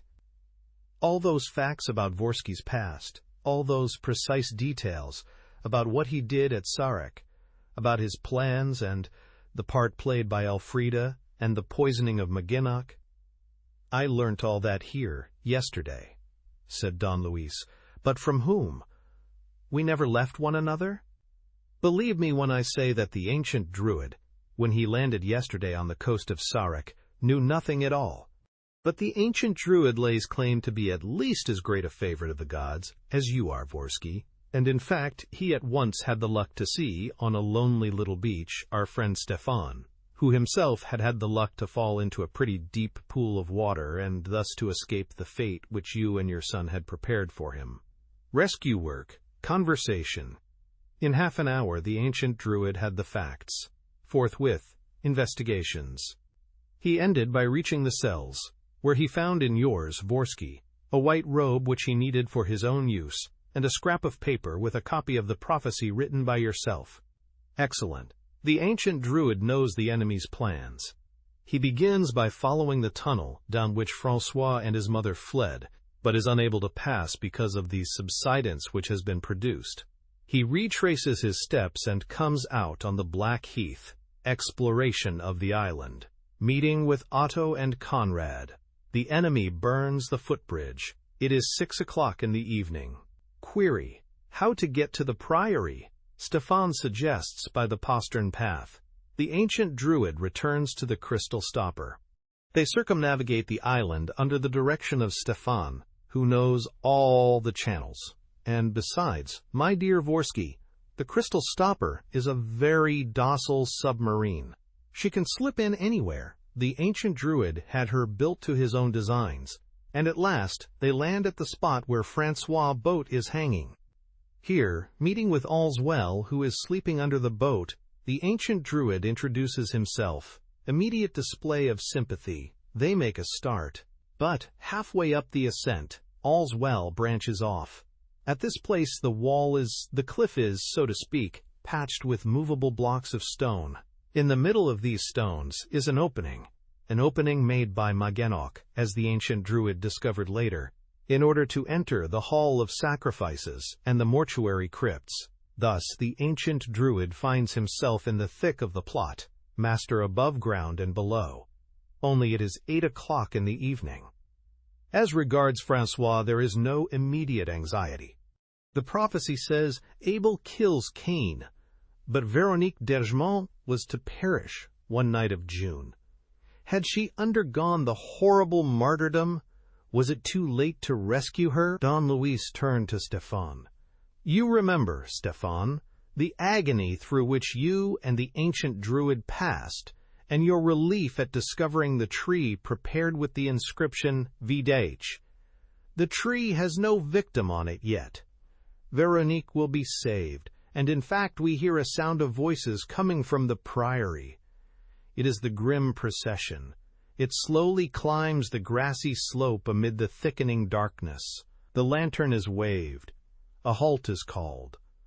Vorsky spouts and holds forth. The last scene is at hand. Soon we shall rush to the assault and Véronique will be delivered. But here an incident occurs which will amuse you, Vorsky. Yes, we make a strange discovery, my friends and I. We find a woman prowling round the dolmen, who hides as we come up. We seize her. Stéphane recognizes her by the light of an electric torch. Do you know who it was, Vorsky? I give you 100 guesses. Elfrida! Yes, Elfrida, your accomplice, the one whom you meant to crucify at first. Curious, wasn't it? In an extreme state of excitement, half crazy, she tells us that she consented to the duel between the two boys on your promise that her son would be the victor and kill Véronique's son. But you had locked her up in the morning, and in the evening, when she succeeded in making her escape, it was Reynolds' dead body that she found. She has now come to be present at the torture of the rival whom she detests, and then to avenge herself on you and kill you, my poor old chap. A capital idea. The ancient druid approves, and while you go up to the dolmen and Stéphane keeps an eye on you, he continues to question Elfrida. But, lo and behold, Vorsky, at the sound of your voice, the jade begins to kick. She veers round unexpectedly. Her master's voice stimulates her to an unparalleled display of ardor. She wants to see you, to warn you of your danger, to save you. And suddenly she makes a rush at the ancient druid with a dagger in her hand. The ancient druid is obliged in self-defense to knock her down, half stunning her. And the sight of this moribund woman at once suggests to him a means of turning the incident to good account. The wretched creature is tied up in the twinkling of an eye. The ancient druid intends you yourself to punish her, Vorsky, and make her undergo the fate which you had reserved for her before. So he slips his robe on Stéphane, gives him his instructions, shoots an arrow in your direction the moment you come up, and, while you go running in pursuit of a white robe, does a conjuring trick and substitutes Elfrida for Véronique, the first wife for the second. How? That's my business. All you need know is that the trick was played and succeeded to perfection. Don Luis stopped to draw breath. One would really have thought, from his familiar and confidential tone, that he was telling Vorsky an amusing story, a good joke, which Vorsky ought to be the first to laugh at. That's not all, he continued. Patrice Belval and some of my Moors, you may as well know that we have 18 of them on board, have been working in the underground rooms. There's no getting away from the prophecy. The moment the wife has expired, fire and loud noise will issue from the earth.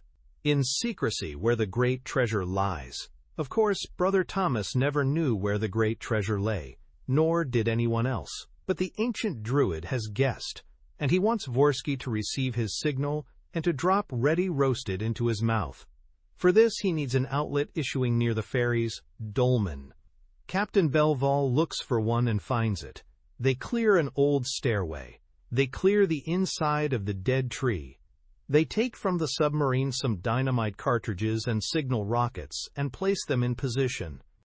And when you, Vorsky, from your perch, start proclaiming like a herald, "She's dead. The fourth woman has died upon the cross." Bang, bang, bang. Thunder, flame, uproar, the whole bag of tricks. That does it. You are more and more the darling of the gods, the pet of destiny, and you burn with the noble longing to fling yourself down the chimney and gobble up the godstone. Next day, therefore, after sleeping off your brandy and your rum, you start to work again, smiling. You killed your 30 victims, according to the rites prescribed by Brother Thomas. You have surmounted every obstacle. The prophecy is fulfilled, and man again will on the stone set eyes, once stolen from wild men in bygone days, or see the godstone which gives life or death. The ancient druid has no choice but to give in and to hand you the key of paradise. But first, of course, a little interlude, a few capers and wizards' tricks, just for a bit of fun, and then hey, for the godstone guarded by the Sleeping Beauty. Don Luis nimbly cut a few of those capers, of which he seemed so fond. Then he said to Dvorsky, "Well, old chap, I have a vague impression that you've had enough of my speech, and that you would prefer to reveal Francois' hiding place to me at once, rather than stay here any longer. I'm awfully sorry, but you really must learn how the matter stands with the Sleeping Beauty and the unexpected presence of Véronique d'Ergemont. However, 2 minutes will be sufficient." Pardon me. Dropping the character of the ancient druid and speaking in his own name, Don Luis continued, "What you want to know is why I took Véronique d'Ergemont to that place after snatching her from your clutches. The answer is very simple. Where would you have me take her? To the submarine? An absurd suggestion. The sea was rough that night, and Véronique needed rest. To the Priory? Never. That would have been too far from the scene of operations, and I should have had no peace of mind. In reality, there was only one place sheltered from the storm and sheltered from attack, and that was the Hall of Sacrifices.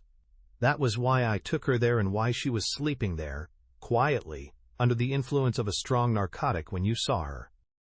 I confess that the pleasure of treating you to this spectacle counted for something in my decision, and how splendidly I was rewarded. Oh, if you could have seen the face you pulled. Such a ghastly sight. Véronique raised from the dead. Véronique brought back to life. So horrible was the vision that you ran away helter-skelter. But, to cut a long story short, you find the exit blocked. Thereupon you change your mind. Conrad returns to the offensive. He attacks me by stealth while I am preparing to move Véronique d'Ergemont to the submarine. Conrad receives a mortal blow from one of the Moors. Second comic interlude. Conrad, dressed up in the ancient druid's robe, is laid on the floor in one of the crypts, and of course your first thought is to leap on him and wreak your vengeance on him. And when you see Elfrida's body, which has taken the place of Véronique d'Ergemont in the sacred table, whoosh! You jump on that too and reduce the woman whom you have already crucified to a bleeding pulp. Blunder upon blunder, and the end of the whole story likewise strikes a comic note. You are strung up on the pillory while I deliver straight at you a speech which does for you, and which proves that, if you have won the Godstone by virtue of your 30 coffins, I am taking possession of it by my own intrinsic virtue. There's the whole adventure for you, my dear Dvorsky. Except for a few secondary incidents, or some others, of greater importance, which there is no need for you know as much as I do. You've been quite comfortable and have had lots of time to think, so I am confidently expecting your answer about Francois. Come, out with your little song. It's a long, long way to Tipperary. It's a long way to go. Well, are you feeling in a chatty mood? Don Luis had climbed a few rungs. Stefan and Patrice had come near and were anxiously listening. It was evident that Dvorsky meant to speak. He had opened his eyes and was staring at Don Luis with a look of mingled hatred and fear. This extraordinary man must have appeared to him as one of those persons against whom it is absolutely useless to fight, and to whom it is equally useless to appeal for compassion. Don Luis represented the conqueror, and, in the presence of one stronger than yourself, there is nothing for it but to yield in all humility. Besides, Dvorsky was incapable of further resistance. The torture was becoming intolerable. He spoke a few words in an unintelligible voice. "A little louder, please," said Don Luis. "I can't hear. Where's Francois?" He climbed the ladder. Vorsky stammered, "Shall I be free?" "On my word of honor, we shall all leave this place, except Otto, who will release you." "At once?" "At once." Then what? "Well, Francois is alive." "You muttonhead, I know that. But where is he?" "Tied into the boat." "The one hanging at the foot of the cliff?" "Yes." Don Luis struck his forehead with his hand. "Idiot! Idiot! Idiot! Don't mind, I'm speaking of myself. Yes, I ought to have guessed that. Why, All's Well was sleeping under the boat peacefully, like a good dog sleeping beside his master. Why, when we sent All's Well on Francois' trail, he led Stefan straight to the boat. It's true enough. There are times when the cleverest of us behave like simpletons. But you, Vorsky, did you know that there was a way down there and a boat?" "I knew it since yesterday." "And, you artful dog, you intended to skedaddle in her?" "Yes." "Well, Vorsky, you shall skedaddle in her with Otto. I'll leave her for you, Stefan." But Stefan Marou was already running towards the cliff, escorted by All's Well. "Release him, Stefan!" cried Don Luis. And he added, addressing the Moors, "Help him, you others, and get the submarine under way. We shall sail in 10 minutes. He turned to Vorsky. "Goodbye, my dear chap. Oh, just one more word. Every well-regulated adventure contains a love story. Ours appears to be without one, for I should never dare to allude to the feelings that urged you towards the sainted woman who bore your name. And yet I must tell you of a very pure and noble affection. Did you notice the eagerness with which Stefan flew to Francois' assistance? Obviously he loves his young pupil, but he loves the mother still more. And, since everything that pleases Véronique d'Ergemont is bound to please you, I wish to admit that he is not indifferent to her, that his wonderful love has touched her heart, that it was with real joy that she saw him restored to her this morning, and that this will all end in a wedding, as soon as she's a widow, of course. You follow me, don't you? The only obstacle to their happiness is yourself. Therefore, as you are a perfect little gentleman, you will not like to, but I need not go on. I rely on your good manners to die as soon as you can. Goodbye, old fellow. I won't offer you my hand, but my heart's with you. Otto, in 10 minutes, unless you hear to the contrary, release your employer. You'll find the boat at the bottom of the cliff. Good luck, my friends." It was finished. The battle between Don Luis and Vorsky was ended, and the issue had not been in doubt for a single instant. From the first minute, one of the two adversaries had so consistently dominated the other that the latter, in spite of all his daring and his training as a criminal, had been nothing more than a grotesque, absurd, disjointed puppet in his opponent's hands. After succeeding in the entire execution of his plan, after attaining and surpassing his object, he, the master of events, in the moment of victory, found himself suddenly strung up on the tree of torture, and there he remained, gasping and captive, like an insect pinned to a strip of cork. Without troubling any further about his victims, Don Luis went off with Patrice Belval, who could not help saying to him, "All the same, you're letting those vile scoundrels down very lightly." "Pooh, it won't be long before they get themselves nabbed elsewhere," said Don Luis, chuckling. "What do you expect them to do?" "Well, first of all, to take the Godstone." "Out of the question.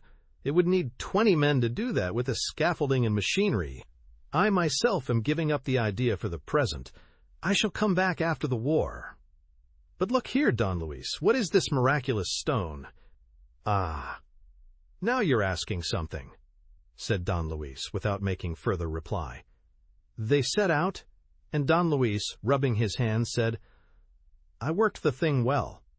It's not much over 24 hours since we landed at Sarek. And the riddle had lasted 24 centuries. 1 century an hour. My congratulations, Lupin.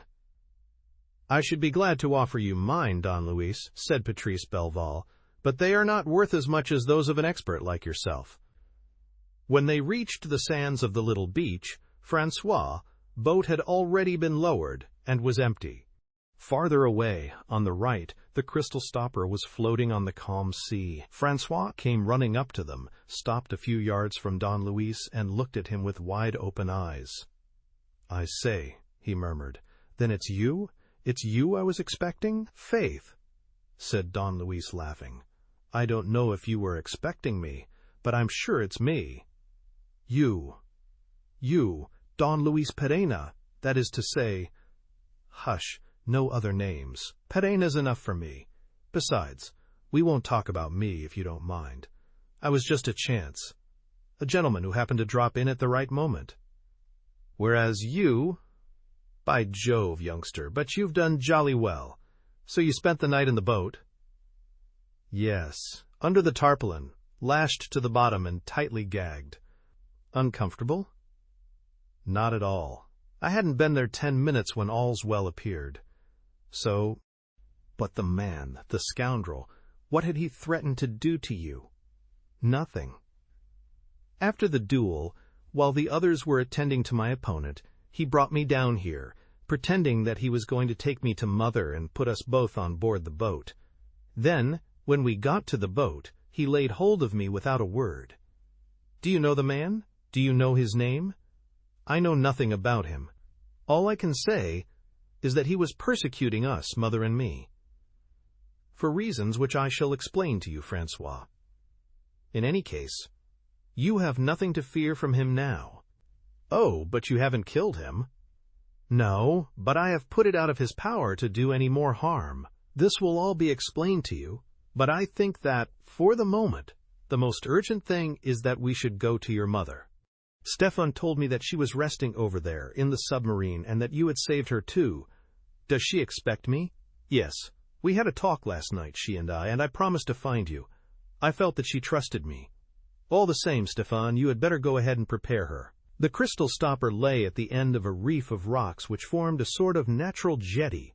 Some 10 or 12 Moors were running to and fro. 2 had drawn apart and were whispering together. 2 of them were holding a gangway which Don Luis and Francois crossed a minute later. In one of the cabins, arranged as a drawing room, Veronique lay stretched on a couch. Her pale face bore the marks of the unspeakable suffering which she had undergone. She seemed very weak, very weary, but her eyes, full of tears, were bright with happiness. Francois rushed into her arms. She burst into sobs, without speaking a word. Opposite them, All's Well, seated on his haunches, beat the air with his forepaws and looked at them, with his head a little on one side. "Mother," said Francois, "Don Luis is here." She took Don Luis's hand and pressed a long kiss upon it, while Francois murmured, "You saved Mother. You saved us both." Don Luis interrupted him. "Will you give me pleasure, Francois?" "Well, don't thank me. If you really want to thank somebody, there. Thank your friend All's Well. He does not look as if he had played a very important part in the piece. And yet, compared with the scoundrel who persecuted you, he was the good genius, always discreet, intelligent, modest, and silent. So are you. Oh, I am neither modest nor silent, and that's why I admire All's Well. Here, All's Well, come along with me, and for goodness sake stop sitting up. You might have to do it all night, for they will be shedding tears together for hours, the mother and son. Chapter 18. The Godstone. The crystal stopper was running on the surface of the water. Don Luis sat talking with Stefan, Patrice, and All's Well, who were gathered round him. "What a swine that Dvorsky is," he said. "I've seen that breed of monster before, but never one of his caliber." "Then, in that case," Patrice Belval objected. "In that case," echoed Don Luis, "I repeat what I've said already. You hold a monster in your hands, and you let him go free. To say nothing of its being highly immoral, think of all the harm that he can do, that he inevitably will do. It's a heavy responsibility to take upon yourself, that of the crimes which he will still commit." "Do you think so too, Stefan?" asked Don Luis. "I'm not quite sure what I think," replied Stefan, "because, to save Francois, I was prepared to make any concession. But, all the same, you would rather have had another solution?" "Frankly, yes. So long as that man is alive and free, Madame d'Argemont and her son will have everything to fear from him." "But what other solution was there?" "I promised him his liberty in return for Francois. Immediate safety. Ought I to have promised him only his life and handed him over to the police?" "Perhaps," said Captain Belval. "Very well. But, in that case, the police would institute inquiries, and by discovering the fellow's real identity, bring back to life the husband of Véronique d'Argemont and the father of Francois. Is that what you want?" "No, no!" cried Stefan eagerly. "No, indeed," confessed Patrice Belval, a little uneasily. "No, that solution is no better. But what astonishes me is that you, Don Luis, did not hit upon the right one, the one which would have satisfied us all." "There was only one solution," Don Luis Pereira said plainly. "There was only one." "Which was that?" "Death."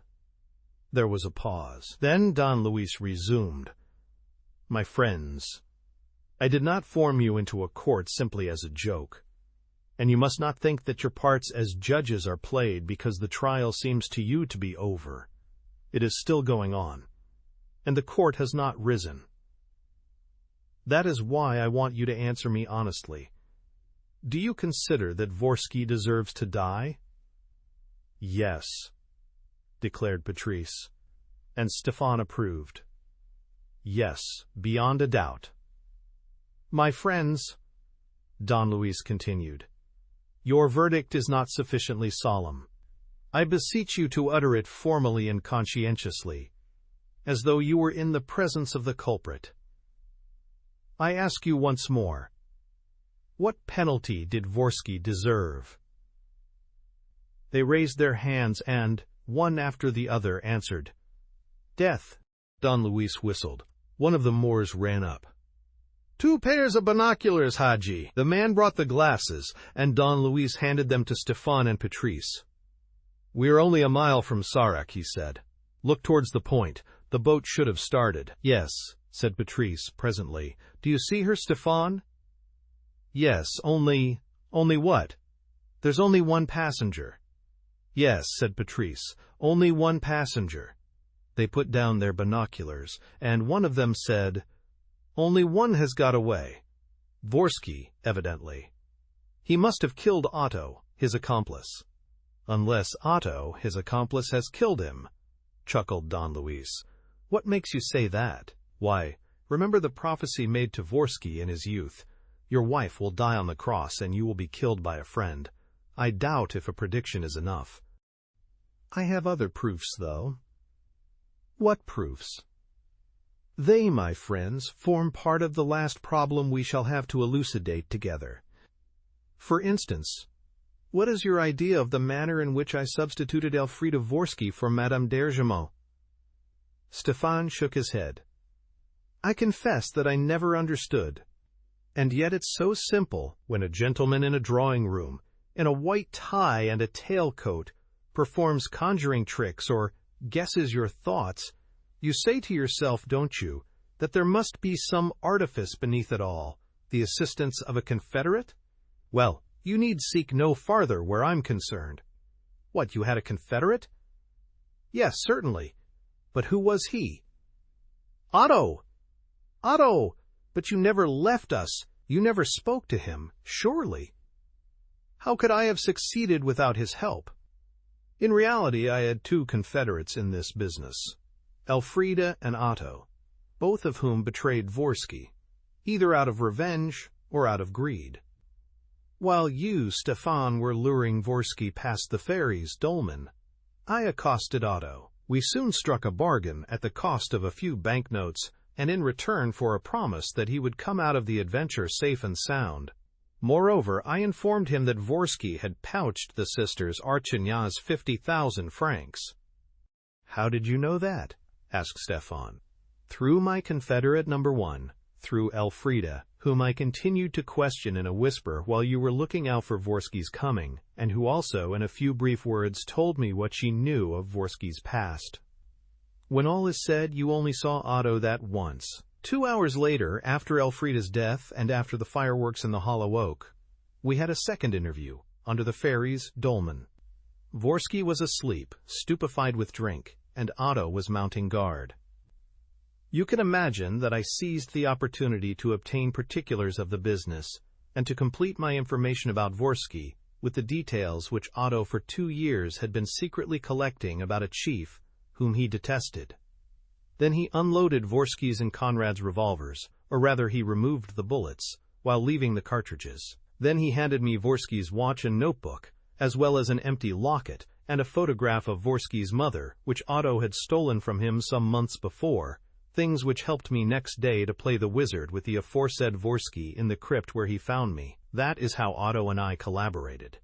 "Very well," said Patrice. "But still, you didn't ask him to kill Dvorsky." "Certainly not. In that case, how are we to know that? Do you think that Dvorsky did not end by discovering our collaboration, which is one of the obvious causes of his defeat? And do you imagine that Master Otto did not foresee this contingency? You may be sure that there was no doubt of this. Dvorsky, once unfastened from his tree, would have made away with his accomplice, both from motives of revenge and in order to recover the sisters Archenya's 50,000 francs. Otto got the start of him. Dvorsky was there, helpless, lifeless, an easy prey. He struck him a blow. I will go farther and say that Otto, who was a coward, did not even strike him a blow. He will simply have left Dvorsky on his tree, and so the punishment is complete. Are you appeased now, my friends? Is your craving for justice satisfied?" Patrice and Stefan were silent, impressed by the terrible vision which Don Luis was conjuring up before their eyes. "There," he said, laughing, "I was right not to make you pronounce sentence over there when we were standing at the foot of the oak with the live man in front of us. I can see that my 2 judges might have flinched a little at that moment, and so would my 3rd judge. All's well, you sensitive, tearful fellow. And I am like you, my friends. We are not people who condemn and execute. But, all the same, think of what Dvorsky was, think of his 30 murders and his refinements of cruelty, and congratulate me on having, in the last resort, chosen blind destiny as his judge and the loathsome Otto as his responsible executioner. The will of the gods be done." The Sarek coast was making a thinner line on the horizon. It disappeared in the mist in which sea and sky were merged. The 3 men were silent. All 3 were thinking of the Isle of the Dead, laid waste by one man's madness. The Isle of the Dead, where soon some visitor would find the inexplicable traces of the tragedy, the entrances to the tunnels, the cells with their death chambers, the Hall of the Godstone, the mortuary crypts, Elfrida's body, Conrad's body, the skeletons of the sisters Archignat, and right at the end of the island, near the ferries, Dolmen, where the prophecy of the 30 coffins and the 4 crosses was written for all to read, Dvorsky's great body, lonely and pitiable, mangled by the ravens and owls. A villa near Arcachon, in the pretty village of Les Moulieux, whose pine trees run down to the shores of the Gulf. Veronique is sitting in the garden. A week's rest and happiness have restored the color to her comely face and assuaged all evil memories. She is looking with a smile at her son, who, standing a little way off, is listening to and questioning Don Luis Pereira. She also looks at Stefan, and their eyes meet gently. It is easy to see that the affection in which they both hold the boy is a link which unites them closely, and which is strengthened by their secret thoughts and their unuttered feelings. Not once has Stefan recalled the avowals which he made in the cell under the Black Heath, but Veronique has not forgotten them, and the profound gratitude which she feels for the man who brought up her son is mingled with a special emotion and an agitation of which she unconsciously savors the charm. That day Don Luis, who, on the evening when the crystal stopper brought them all to the Villa des Mouleaux, had taken the train for Paris, arrived unexpectedly at lunchtime, accompanied by Patrice Belval, and during the hour that they have been sitting in their rocking chairs in the garden, the boy, his face all pink with excitement, has never ceased to question his rescuer. "And what did you do next?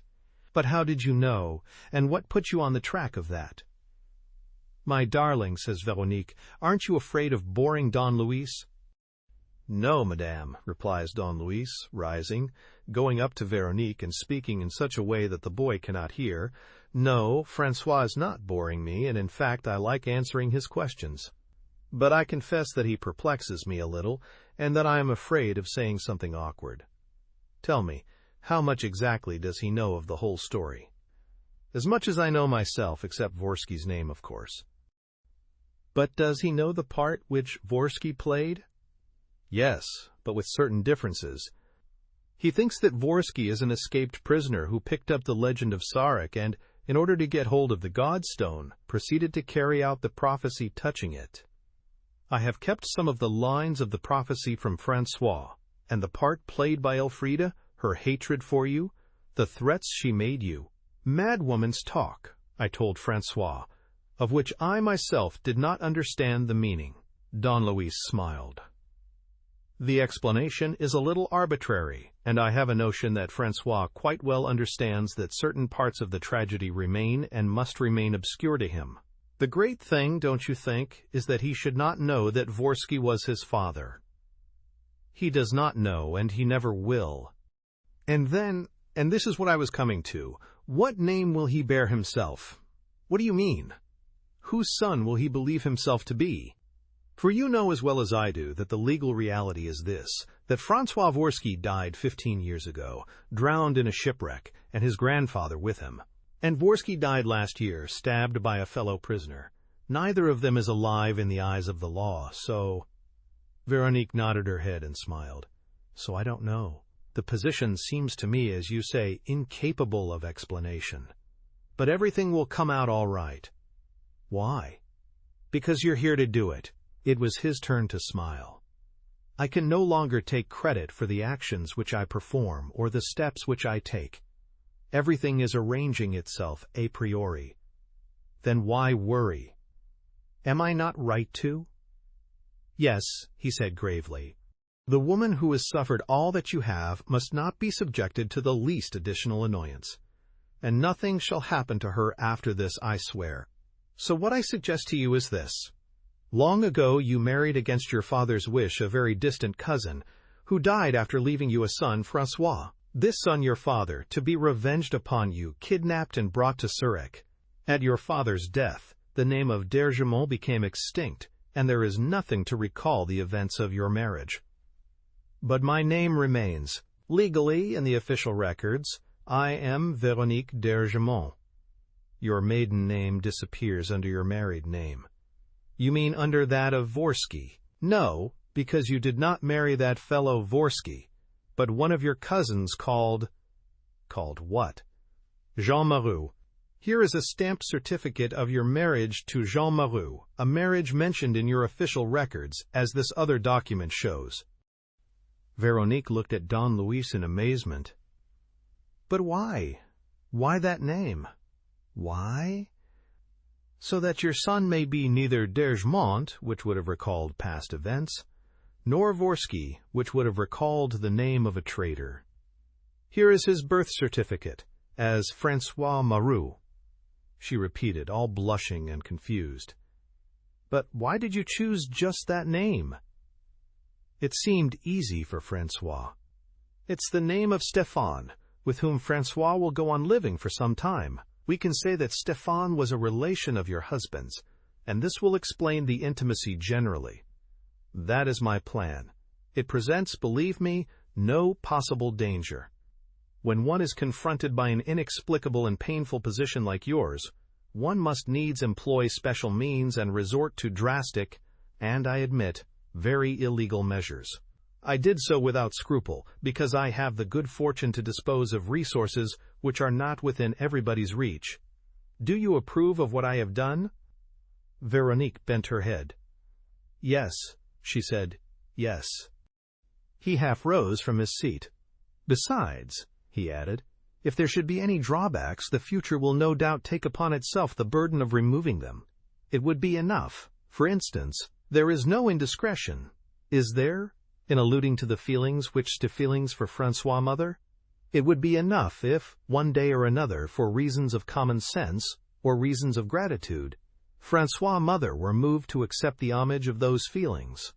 How much simpler everything will be if Francois already bears the name of Moreau! How much more easily the past will be abolished, both for the outside world and for Francois, who will no longer be able to pry into the secret of bygone events which there will be nothing to recall to memory." It seemed to me that these were rather weighty arguments. I am glad to see that you share my opinion.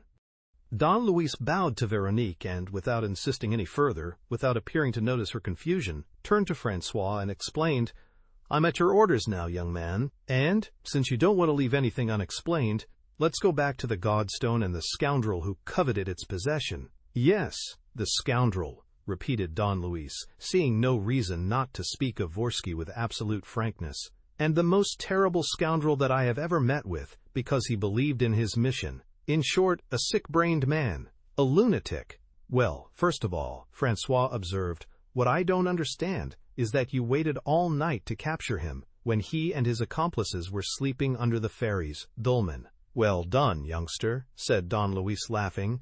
"You have put your finger on a weak point. If I had acted as you suggest, the tragedy would have been finished 12 or 15 hours earlier. But think, would you have been released? Would the scoundrel have spoken and revealed your hiding place? I don't think so. To loosen his tongue, I had to keep him simmering. I had to make him dizzy, to drive him mad with apprehension and anguish, and to convince him by means of a mass of proofs that he was irretrievably defeated. Otherwise he would have held his tongue, and we might perhaps not have found you. Besides, at that time my plan was not very clear. I did not quite know how to wind up, and it was not until much later that I thought not of submitting him to violent torture. I am incapable of that, but of tying him to that tree on which he wanted to let your mother die, so that, in my perplexity and hesitation, I simply yielded, in the end, to the wish, the rather puerile wish, I blush to confess, to carry out the prophecy to the end, to see how the missionary would behave in the presence of the ancient Druid, in short, to amuse myself. After all, the adventure was so dark and gloomy that a little fun seemed to me essential, and I laughed like blazes. That was wrong, I admit it, and I apologize." The boy was laughing too. Don Luis, who was holding him between his knees, kissed him and asked, "Do you forgive me?" "Yes, on condition that you answer 2 more questions. The first is not important." "Ask away." "It's about the ring. Where did you get that ring which you put first on Mother's finger and afterwards on Elfrida's?" "I made it that same night, in a few minutes, out of an old wedding ring and some colored stones." "But the scoundrel recognized it as having belonged to his mother." "He thought he recognized it, and he thought it because the ring was like the other." "But how did you know that? And how did you learn the story?" "From himself." "You don't mean that?" "Certainly I do. From words that escaped him while he was sleeping under the ferry's dolmen. A drunkard's nightmare. Bit by bit, he told the whole story of his mother. Elfrida knew a good part of it besides. You see how simple it is, and how my luck stood by me." "But the riddle of the Godstone is not simple," Francois cried. "And you deciphered it. People have been trying for centuries, and you took a few hours." "No, a few minutes, Francois. It was enough for me to read the letter which your grandfather wrote about it to Captain Belval. I sent your grandfather by post all the explanations as to the position and the marvelous nature of the Godstone." "Well," cried the boy, "it's those explanations that I'm asking of you, Don Luis. This is my last question, I promise you. What made people believe in the power of the Godstone? And what did that so-called power consist of exactly?" Stefan and Patrice drew up their chairs. Veronique sat up and listened. They all understood that Don Luis had waited until they were together before rending the veil of the mystery before their eyes. He began to laugh. "You mustn't hope for anything sensational," he said. "A mystery is worth just as much as the darkness in which it is shrouded. And, as we have begun by dispelling the darkness, nothing remains but the fact itself and its naked reality. Nevertheless, the facts in this case are strange, and the reality is not denuded of a certain grandeur." "It must needs be so," said Patrice Belval, seeing that the reality left so miraculous a legend in the Isle of Sarek, and even all over Brittany. "Yes," said Don Luis, "and a legend so persistent that it influences us to this day, and that not one of you has escaped the obsession of the miraculous." "What do you mean?" protested Patrice. "I don't believe in miracles." "No more do I," said the boy. "Yes, you do. You believe in them. You accept miracles as possible. If not, you would long ago have seen the whole truth. Why?" Don Luis picked a magnificent rose from a tree by his side, and asked Francois, "Is it possible for me to transform this rose, whose proportions, as it is, are larger than those a rose often attains, into a flower double the size, and this rose tree into a shrub twice as tall?"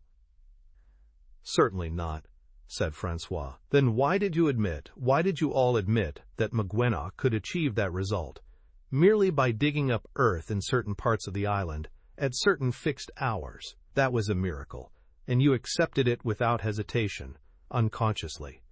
Stéphane objected. "We accept what we saw with our eyes, but you accepted it as a miracle, that is to say, as a phenomenon which Maguenoc produced by special and, truth to tell, by supernatural means. Whereas I, when I read this detail in Monsieur d'Ergemont's letter, at once, what shall I say, caught on. I at once established the connection between those monstrous blossoms and the name borne by the Calvary of the flowers, and my conviction was immediate. No, Maguenoc is not a wizard. He simply cleared a piece of uncultivated land around the Calvary, and all he had to do to produce abnormal flowers was to bring along a layer of mold. So the Godstone is underneath, the Godstone which, in the Middle Ages, produced the same abnormal flowers, the Godstone which, in the days of the Druids, healed the sick and strengthened children. Therefore, said Patrice, there is a miracle. There is a miracle if we accept the supernatural explanation. There is a natural phenomenon if we look for it, and if we find the physical cause capable of giving rise to the apparent miracle. But those physical causes don't exist. They are not present. They exist because you have seen monstrous flowers. Then there is a stone, asked Patrice, almost chaffingly, which can naturally give health and strength. And that stone is the Godstone? There is not a particular individual stone. But there are stones, blocks of stone, rocks, hills and mountains of rock, which contain mineral veins formed of various metals, oxides of uranium, silver, lead, copper, nickel, cobalt, and so on. And among these metals are some which emit a special radiation, endowed with peculiar properties known as radioactivity. These veins are veins of pitchblende, which are found hardly anywhere in Europe except in the north of Bohemia, and which are worked near the little town of Joachimsthal. And those radioactive bodies are uranium, thorium, helium, and chiefly, in the case which we are considering, radium. Francois interrupted. You've said it, my boy, radium. Phenomena of radioactivity occur more or less everywhere, and we may say that they are manifested throughout nature, as in the healing action of thermal springs. But plainly, radioactive bodies like radium possess more definite properties. For instance, there is no doubt that the rays and the emanation of radium exercise a power over the life of plants, a power similar to that caused by the passage of an electric current.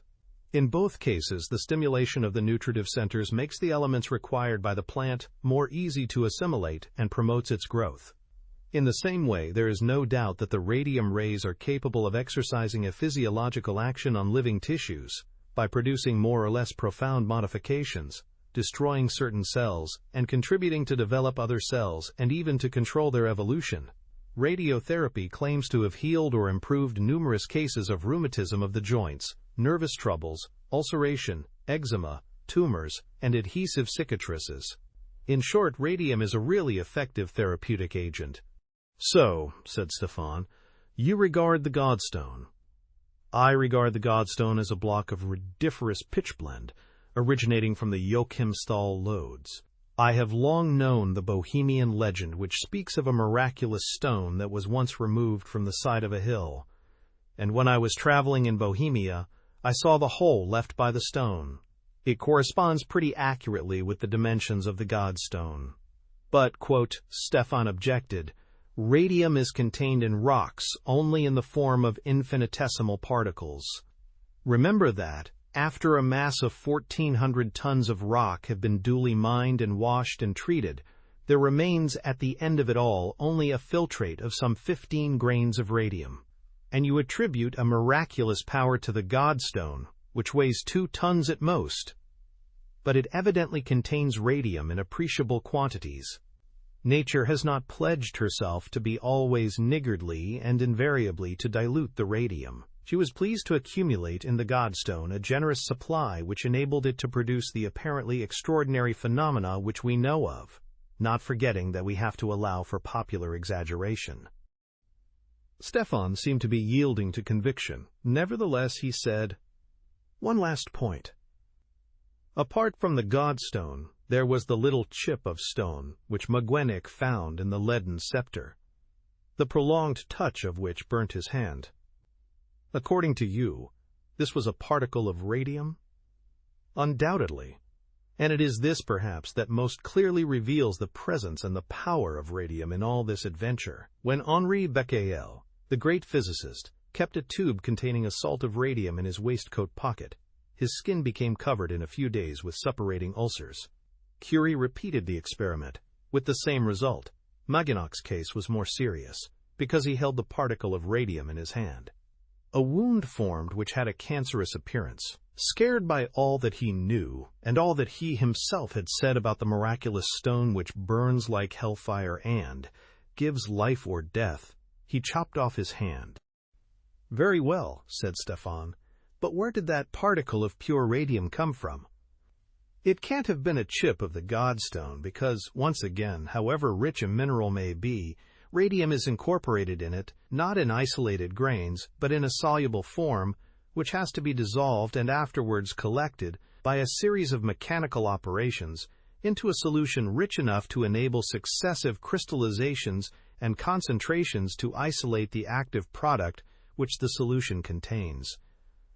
All this and a number of other later operations demand an enormous plant, with workshops, laboratories, expert chemists, in short, a very different state of civilization, you must admit, from the state of barbarism in which our ancestors, the Celts, were immersed."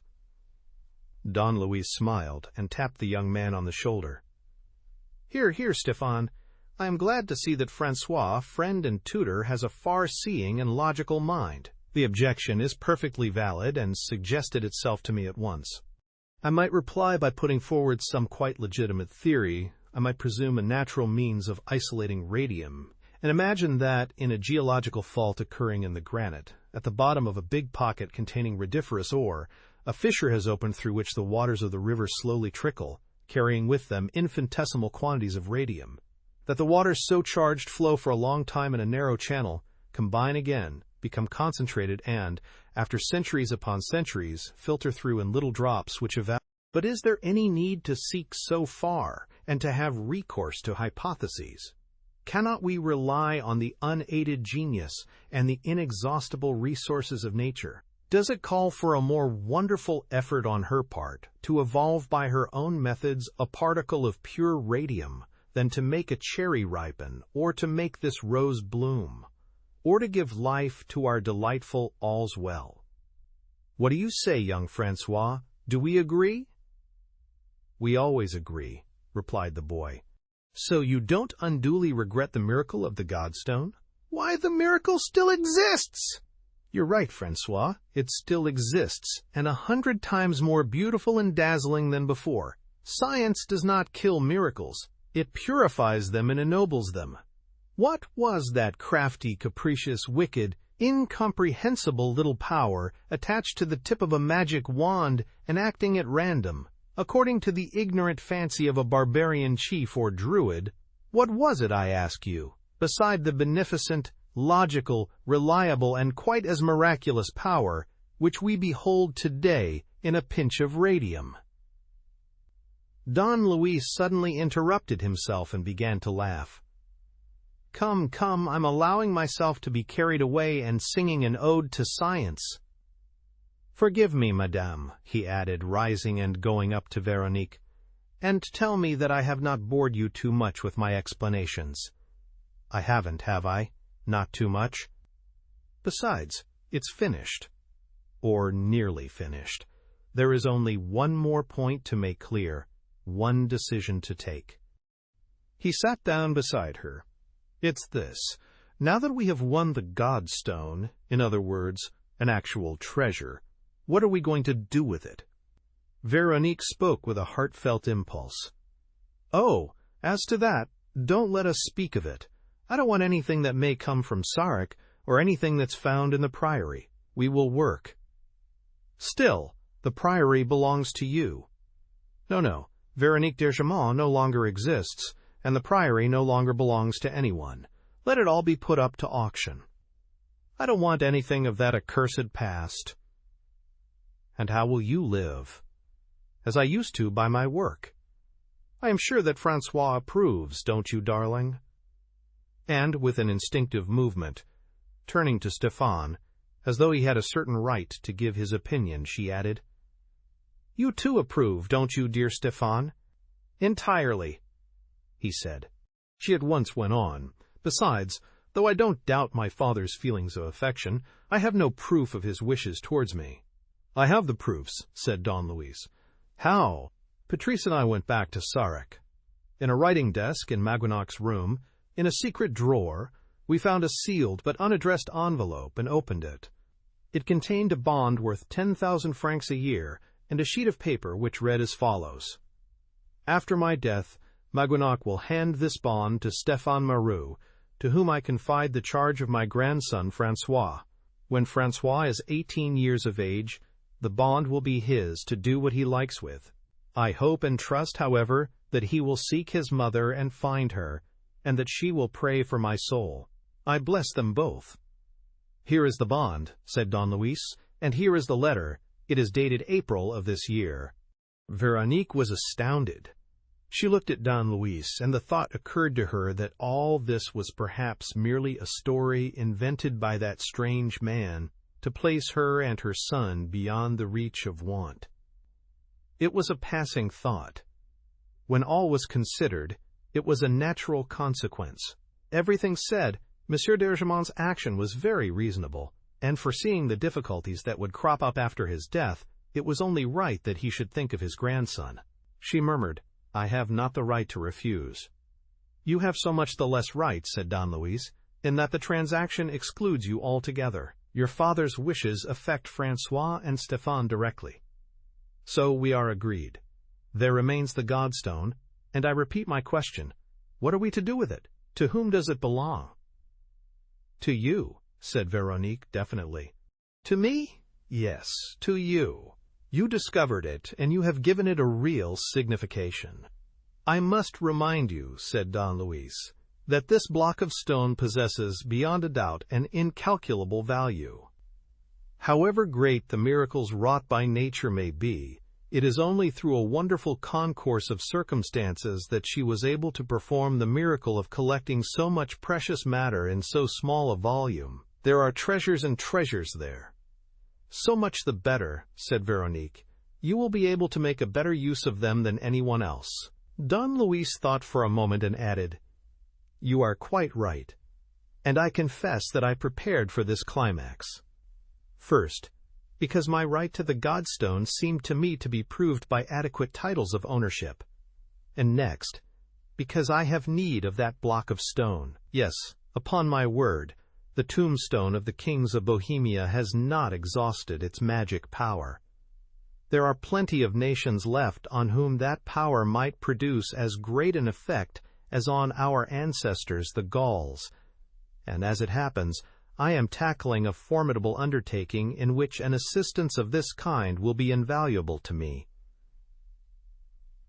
In a few years, when my task is completed, I will bring the Godstone back to France and present it to a national laboratory which I intend to found. In this way, science will purge any evil that the Godstone may have done, and the horrible adventure of Sarek will be atoned for. Do you approve, madame? She gave him her hand. With all my heart. There was a fairly long pause. Then Don Luis said, "Ah, yes, a horrible adventure, too terrible for words. I have had some gruesome adventures in my life which have left painful memories behind them. But this outdoes them all. It exceeds anything that is possible in reality or human in suffering.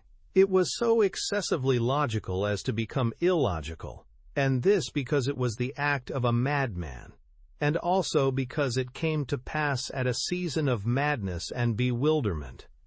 It was the war which facilitated the safe, silent committal of an obscure crime, prepared and executed by a monster. In times of peace, monsters have not the time to realize their stupid dreams. Today, in that solitary island, this particular monster found special, abnormal conditions. Please don't let us talk about all this," murmured Veronique in a trembling voice. Don Luis kissed her hand and then took All's Well and lifted him in his arms. "You're right. Don't let's talk about it, or else tears would come and All's Well would be sad. Therefore, All's Well, my delightful All's Well, let us talk no more of the dreadful adventure, but all the same let us recall certain episodes which were beautiful and picturesque. For instance, McGuinnck's garden with the gigantic flowers. You will remember it as I shall, won't you, All's Well? And the legend of the Godstone, the idol of the Celtic tribes wandering with the memorial stone of their kings, the stone all vibrant with radium, emitting an incessant bombardment of vivifying and miraculous atoms, all that, All's Well, possesses a certain charm, doesn't it? Only, my most exquisite All's Well, if I were a novelist, and if it were my duty to tell the story of Coffin Island, I should not trouble too much about the horrid truth, and I should give you a much more important part. I should do away with the intervention of that phrase-mongering humbug of a Don Luis, and you would be the fearless and silent rescuer.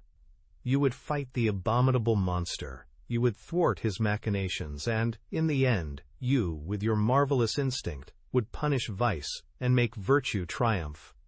And it would be much better so, because none would be more capable than you, my delightful All's Well, of demonstrating by 1,000 proofs, each more convincing than the other, that in this life of ours all things come right and all's well.